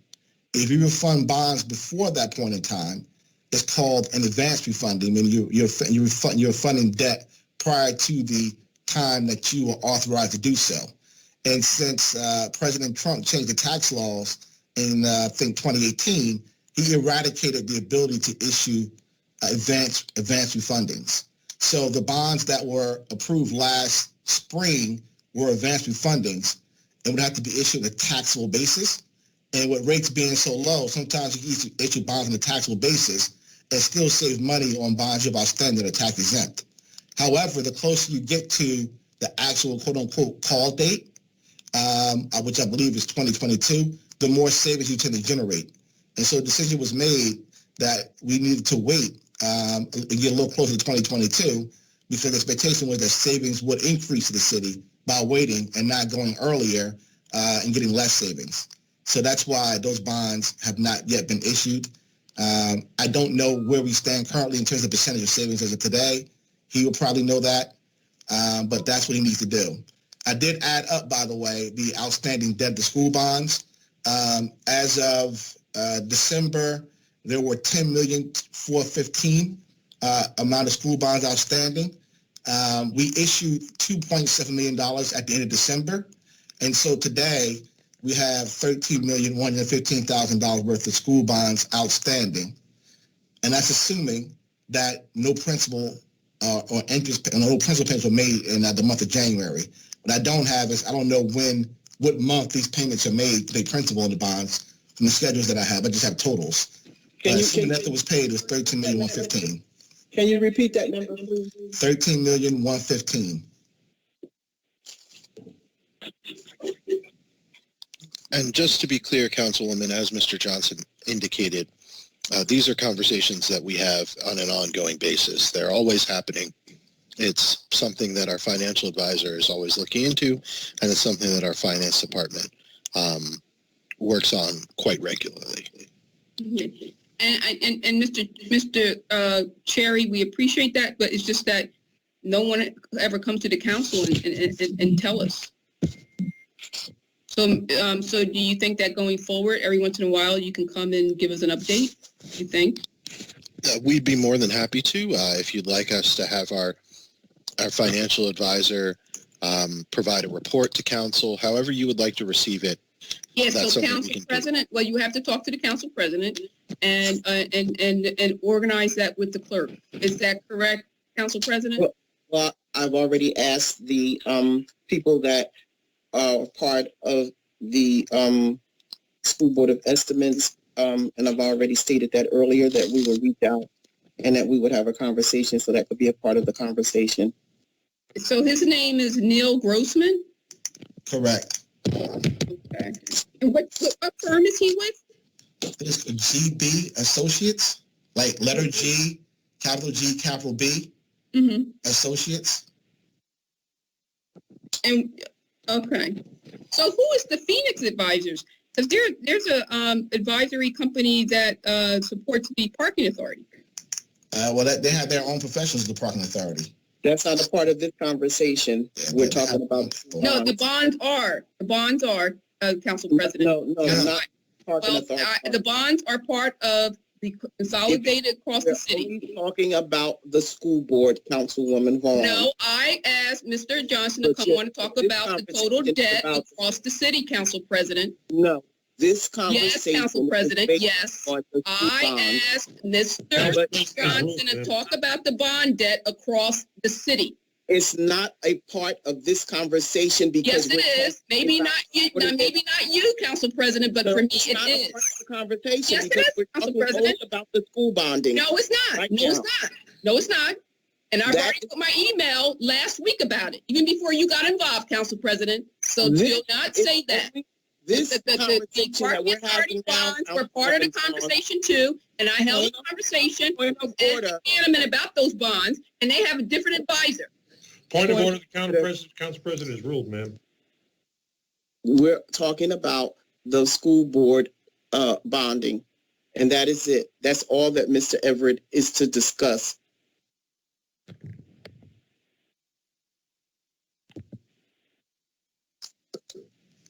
Mr. Everett, if you had anything else to add.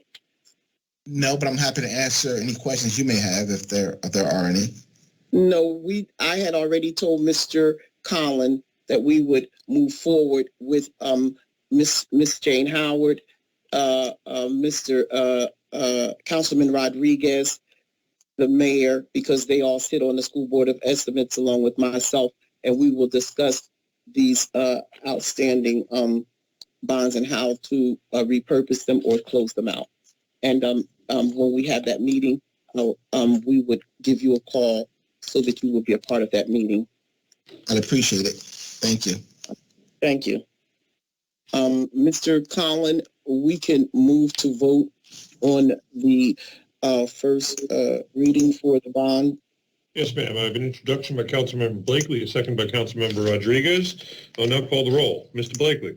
Yes. Council Vice President Caldwell-Wilson. Yes. Councilmember Harrison. Yes. Councilmember Michelle. Yes. Councilmember Rodriguez. Yes. Councilmember Vaughn. She's muted. Councilmember Vaughn, your vote, ma'am? No. Yes, ma'am. Thank you. Council President McBride. Yes. So ordered, 6-1. The public hearing is set for February 4th. Thank you very much. Next, we have ordinance 21-3, an ordinance authorizing the execution of a lease agreement by and between the City of Trenton, State of New Jersey, and Community Loan Fund of New Jersey, Inc., doing business as New Jersey Community Capital with respect to the East Trenton Library Community Center project. Do I have an introduction? So moved. I have an introduction by Second. Vice President Caldwell-Wilson. I have a second by Mr. Harrison.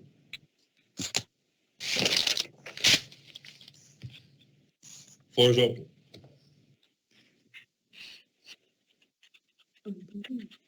Go. You may move to a vote, Mr. Collins. Yes, ma'am. Thank you. I'll now call the roll. Mr. Blakely. Yes. Council Vice President Caldwell-Wilson. Yes. Councilmember Harrison. Yes. Councilmember Michelle. Yes. Councilmember Rodriguez. Yes. Councilmember Vaughn. No. Council President McBride. Yes.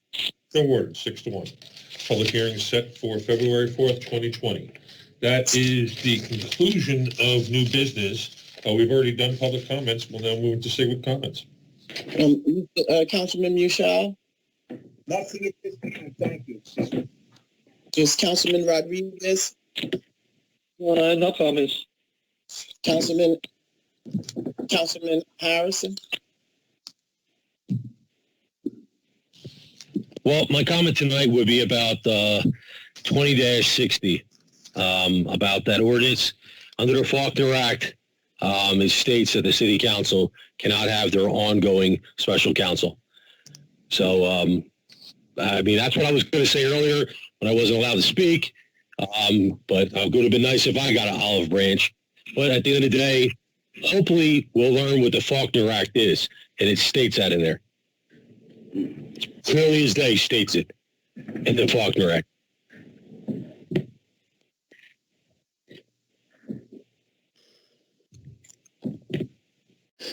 Councilwoman Vaughn? Yes. I just want to ask about, is Miss Department of Health and Human Services, Miss Lopez on? Ms. Lopez is out sick tonight, but Ms. Yvette Graffy Cooper is here in her stead, ma'am. Yes. So there are some issues that have was brought to my attention by about a few constituents today regarding the pop-up vaccination center over at the fire department. And I mean, Ms. Graffy Cooper, can you explain that? Because it seems to be in direct violation of the New Jersey Department of Health approach to rolling out and giving vaccinations to the public. Council President, may I Because the residents were like, how can the city of Trenton be giving out vaccinations at a pop-up without properly going through the criteria that has been established by the state, and who got the vaccinations, and you know, whether the facility, the fire department was a place that you could have given them, so forth and so forth. So so are we in compliance with the state mandate of how vaccinations, the approach, how they should be rolled out and distributed to the community? Council President, may I please answer her question? Yes, go right ahead, Ms. Graffy Cooper. Thank you, Councilwoman. Yes, we are in compliance. We have not broken any state statute. And if you would go back to when the vaccine first became available, the state started rolling the vaccine out in phases. Phase 1 originally was only for frontline workers and healthcare workers. The governor, in the middle of that phase, changed it to include firefighters, police officers, and seniors. So we weren't having a pop-up site. We were having a closed pod site. It's a closed pod site because the state mandated it to be a closed pod site. So we don't decide how we get the vaccine. The vaccines are allocated to us through the state. The state says that we can only get 500 vaccine, and the state dictates who we give the 500 vaccines to. So that's the reason why we had that site at the firehouse, because that was one of our pod sites. The city has 4 pod sites and 4 backup sites. So we decided to use the firehouse because the individuals that get the vaccine have to wait anywhere between 15 and 30 minutes before they can leave. So we needed someplace that they can wait that 15 or 30 minutes. But the governor, with the, one moment, with the way the vaccine is rolled out, in the beginning, we were not allowed to vaccinate anyone that was not in the phase that the state says we should be vaccinating. So that's the reason why it was not open to the public. And if you look at the governor orders and the governor's statements, he and the state decides when we can vaccinate folks. And the amount of vaccine that we get, I could ask for 86,000 plus vaccine, but that's not how the state is rolling the vaccine out. And we have to take it the way that is given to us. So that's the reason why we have those sites. And we were vaccinating just the individuals that were in that first phase that we were authorized to give the vaccination to. Okay. Does that answer your question, Councilwoman? Yes, it does. Because the community was concerned that the mayor was touting it and marketing it as a pop-up site. Are you aware of that? Yes, so the mayor has no control. The mayor didn't do that. I did that. As a health officer, I am the one with authorization to do those sites. The mayor has absolutely no rollout in what I did with the vaccine. It is my job as a health officer, along with my director and with Grady Griffin, who is our OEM coordinator. It is our job to pop those sites up. I and Grady and my director. I understand that. Everything. I understand that, but you should manage the communication that goes out to the community, because it appears that there's a disconnect between the mayor's office and your office. If we don't want to we don't want to send the wrong message to the community that the mayor's around popping up health vaccination shots without the community knowing about it, or it's not aligned with the state initiative or the law. All right, so you are correct about that. But again, we were following the guidance from the governor. And because it is a closed pod site, we were not allowed to announce that to the community. That's why they listed as a closed pod site, because it was not. But the mayor went to the Trentonian. The mayor went to the Trentonian and did what he did, and that's why the community is not. They're getting the wrong information, and I'm glad that you explained it and clarified it. And I will go back and let the constituents know, if some of them maybe even on this phone in this meeting, but it's irresponsible for the mayor to have done what he did then. Okay, and I think, so let me just give you one more. So right now we have opened it to, the governor had opened it to age 16 to 64 with individuals that have underlying issues. And that's when that BOLO call went out, and text message and email, because we can now vaccinate more people than we were before. To be honest with you, I cannot be held, I do not want to be held accountable for what the mayor does, but I do communicate with him everything that I do in my department, and also to my director. And because I carry a badge, I really try to hold the integrity of that badge and follow all the state statutes and law, and keep myself up to date with what they are, and make sure that I don't lose my license. So I can assure you that I am doing everything that this state says we should do in the order they said we should do it, how and when we can do it.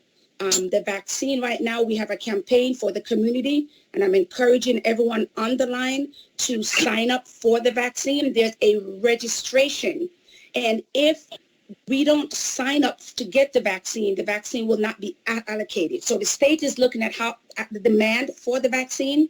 So I'm encouraging the entire community, if you would like to get the vaccine, there is a number directly to my office. There is a website that you could go on and sign up for the vaccine. And we're doing everything that we can to make sure that once we're in your phase, that everyone is able to get the vaccine. But I just would like you guys to know that the city does not control how the vaccine is rolled out. That comes directly from the county and the state. As soon as I get them, I'll put them in arms, and everyone that needs it will be able to get it. But the vaccines are very far and few in between. So please sign up so that you could get on the waiting list, and we could vaccinate you as soon as the vaccines are available. And that is run by my department. Thank you. I know that. I know that. So thank you. And I just want to say one thing quickly before my time is up, is that, we all should be working together as a council and for the progress of our city. And all the information that I get, I always share with all my council colleagues. And I'm not out here to try to grandstand, to try to get credit from initiatives, or if I have research or data that I feel that should be vetted or deliberated on or used to support an initiative or develop an initiative, I share it. So there's no competition here with me. Okay, I don't have anything to prove to anybody. So I take offense when I share information and then folks want to go out and then try to interfere with the progress of that information and that data. So, and it's unnecessary because it helps everybody in the city. And it's very important that we know the debt position of the city of Trenton and all entities. And it's been a misnomer that has gone around the city over the past 10, 20, 30 years, that certain entities are not part of the city. 1 minute, ma'am. The city government, the mayor and council, every entity of the city, every commission, every board reports into this council and this mayor. So I have even experienced a instance at the library board where the mayor is telling that board that they don't report to this council. We've experienced on this council that the mayor says that the water department does not report to this governing body, when that is a hardened misnomer, just an outright, blatant misinformation and miseducation to the city of Trenton. And it's a disservice. When the water department comes here to get approval for every bond because they have to, because this is the governing body that presides over that entity. For the taxpayers. Everything in this city is backed by the taxpayers of this city. And this is the governing body that presides over it. So don't come to me about a board that does not have, that we don't have oversight over. Nobody in this city trumps this council.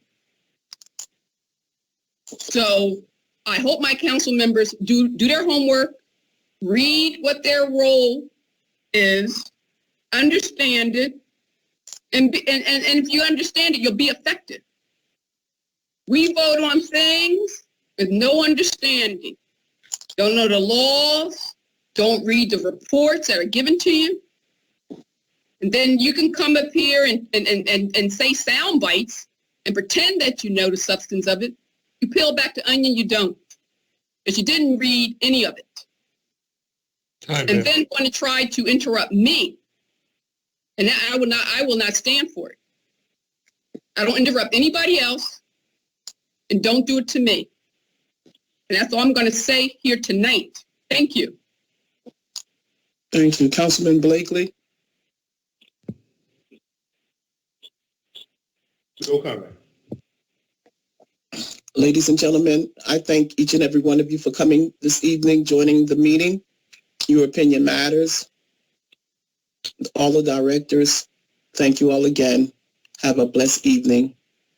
Mr. Collin, motion to adjourn. I have a motion to adjourn by Council President McBride. Do I have a second? Second. I have a second by Council Vice President Caldwell-Wilson. All in favor of adjourning? Aye. Aye. Aye. That's 4. Any opposed? So ordered. We are adjourned at 9 p.m. exactly. Everybody have a very good evening. Our next meeting is on February 2nd for the conference session. We have an ABC board meeting on January 26th. The link is on the website. Thank you very much. Thank you. Thank you.